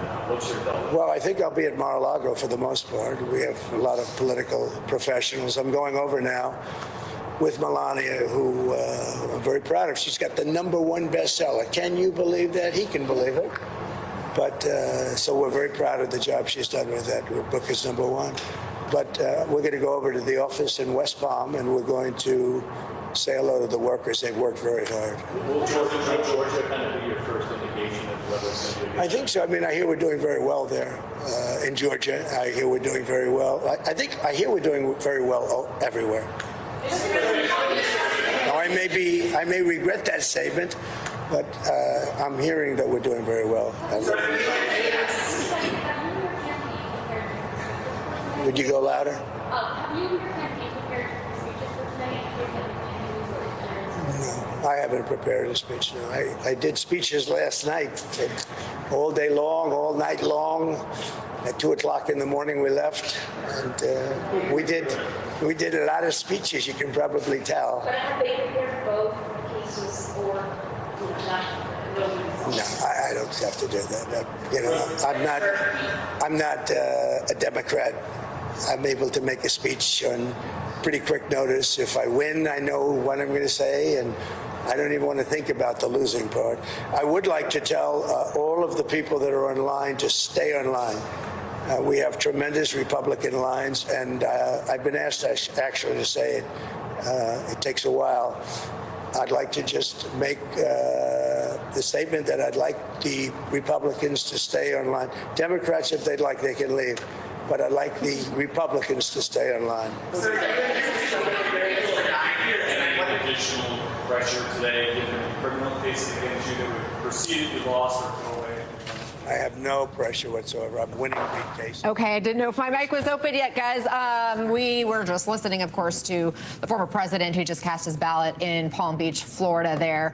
And I just want to do a quick fact check on some of the stuff we heard from him. He talked about his second campaign. To be clear, he lost that second campaign back. You can't hate these people enough. We're going to have a very big victory today. Very good, thank you. Thank you. If you win, sir, if you win, plan in place to start naming staff and The officers are already a transition team, but I don't like talking about that until I find out how we do. I mean,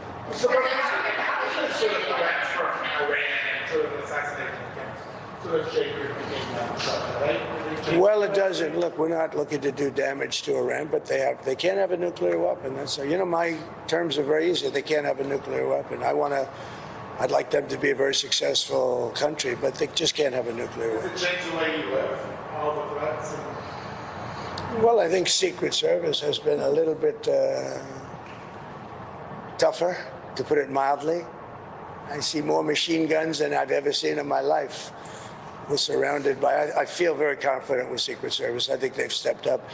Look, for a long time, they didn't give us the help. They didn't give us the assets, as they say, the manpower, woman power. They didn't give it to us. And we'd have rallies. You saw the rallies, 50, 60,000 people. And I'd have less people than Joe Biden, who had 5 people show up. And I'd have 55,000 people show up, and I had fewer people than him. So they should have done a much better job. And frankly, the president should make a very strong statement to the outside world, because I think my team is incredible. Look, they say it's the best run campaign they've seen. Some people said it's the best run campaign they've ever seen. But in order to make that stick, you have to win. How do you feel compared to your past campaigns? Are you more confident now than you were about your team than you were in the last 2 races? My team, I'm very confident in. Many of them are the same players. As you know, Susie, a lot of the people are the same players. They've been very good. Mr. President, Oprah said at Harris's rally last night, quote, if we don't show up tomorrow, it is entirely possible we won't be able to count the ballot. Well, I think it's ridiculous. Oprah, I was on her last show, or one of her last shows, and they picked the biggest people and all of that, and made a big deal. And I'm disappointed. I think Oprah's become a major divider in our country. And I think, frankly, she should be ashamed of herself. And you know who else should be ashamed? Fox. Because I've seen Oprah on Fox about 50 times making the same statement. And I think it's a disgrace what Fox does, because everyone thinks Fox is so pro-Trump. They're not pro-Trump at all. They've put Oprah on all morning long. That's all I see is Oprah. And, I knew Oprah very well. She's been at Mar-a-Lago many times. Roger King had his funeral. That's the head of King World, which was Oprah's mentor. And Oprah chose the location. She said, Mar-a-Lago is the most beautiful place. Would it be possible to have Roger's funeral at Mar-a-Lago in the ballroom? We did it. The only time I've ever had a funeral there. And I think Oprah should be ashamed of herself to say that. She should be ashamed. She knows me. She wanted to run with me as the vice president. She was going to be the vice president. She wrote me a letter. It's in the book. And now she goes to make statements like that. She's a divider. And Barack Hussein Obama is a divider, too. There are people who are concerned that you didn't concede the election in 2020 when you lost. They're concerned that if you lost this election, you wouldn't concede again. What do you say to those people? I think they're crazy. If I lose an election, if it's a fair election, I'd be the first one to acknowledge it. And I think so far, I think it's been fair. I think there's been a lot of court cases. Both sides are lawyered up. Thousands of lawyers are involved, thousands, can you imagine? And part of that is because we have too complicated a process. If we had a piece of paper, watermarked, you know that paper is more sophisticated now than computers. It's watermarked paper. It's unbelievable what happens with it. There's nothing you can do to cheat. And it costs you practically nothing to run. Think of it. We spend hundreds of millions and billions of dollars on these campaigns. You could do it for 8% of the cost and have accuracy, and we wouldn't have to be worried about when is Pennsylvania going to announce. It's really a shame. Last question. Last week, Howard Butler said that RFK would not be engaging with the secretary. Does he speak for you? Well, he knows exactly what, but that's only based on what RFK told. I don't think RFK wanted that. You're talking about Health and Human Services. Let me tell you, he's a great guy, RFK, and he's going to do pretty much what he wants as far as I'm concerned. He wants health for women, for men, for children. And I happen to agree with a lot of the things he says. The one thing I told him, and I've told you in speeches for the last 2 weeks, we got to keep him away from the liquid gold, because the liquid gold, we have more than any of it. It's called oil and gas. That one I'm going to handle. But in your cabinet, well, I'd be honored to have him. Now, I haven't spoken to Howard about that, but look, if you think of it, he came in third, in running for president, right? He ran a very good race. He had obstacles. The Democrats just really unfairly put obstacles up, and hence Kennedy left the Democrat Party for the Republicans. Now, he's a very smart guy. He's a very caring guy. He's very popular, too. We get up and introduce him. The place goes wild. No, we love having him. And you know who else we love having? Elon. He's been great. And everybody, look, everybody. Getting Joe Rogan last night and Megyn Kelly. This is very inclusive. This is a movement. This is the greatest political movement in the history of our country. And even you people, and some of you are fair sometimes, but it's the greatest movement in the history of our country. And I've made that statement 1,000 times. It has never been challenged. It is the greatest movement, and we're going to make America great again. Thank you all very much. Thank you. Thank you. Nice to see you. Thank you, guys. Thank you, guys. Thank you, guys. Thank you, guys. This way. Thank you, guys. Well, that was a pop-up press gaggle that we saw with the former president after he had just voted in Palm Beach, Florida, in his third run for the White House and hoping to return to the Oval Office. So you saw him there alongside the former First Lady Melania Trump, and he took a lot of questions. We'll get into it with the couch, but I'll just leave you with these words. I'd like to tell people who are in line, especially Republicans, to stay in line, from Donald Trump. Hello, everyone. This is Outnumbered. All right, there you go. President taking more questions there than Kamala Harris has pretty much the whole election season. So continue to work our way around. All right, we've been going for about 2 hours here, so I think we'll call it a wrap for this morning. A lot of work to do to get ready for tonight. We're going to go do it. We should be live in the 6 o'clock hour on all socials. We'll start joining Real America's Voice as well, probably in that first 6 or 7 o'clock hour, and then we'll go and we'll see what the night brings. We'll see what the night brings. So I'll try to be posting all day on X, sharing as much useful information about what we're seeing today as possible. And then we hope to see you all tonight. There's about 1,500 of you in here right now. Make sure you hit the like and subscribe. All of these streams are brought to you by our friends over at MyPillow. LFS6B is the promo code to use at MyPillow if you're going to shop this holiday season. But as important as doing that is if you can just like and subscribe on all social media, wherever you're watching. If you're on X, where the majority of our viewers come from, if you can make sure you follow the channel, we really do appreciate it. Just click the button, subscribe and watch. Become a follower. We really appreciate that. YouTube, Facebook as well. Become a follower or a like, whatever it is. We appreciate it. And we will,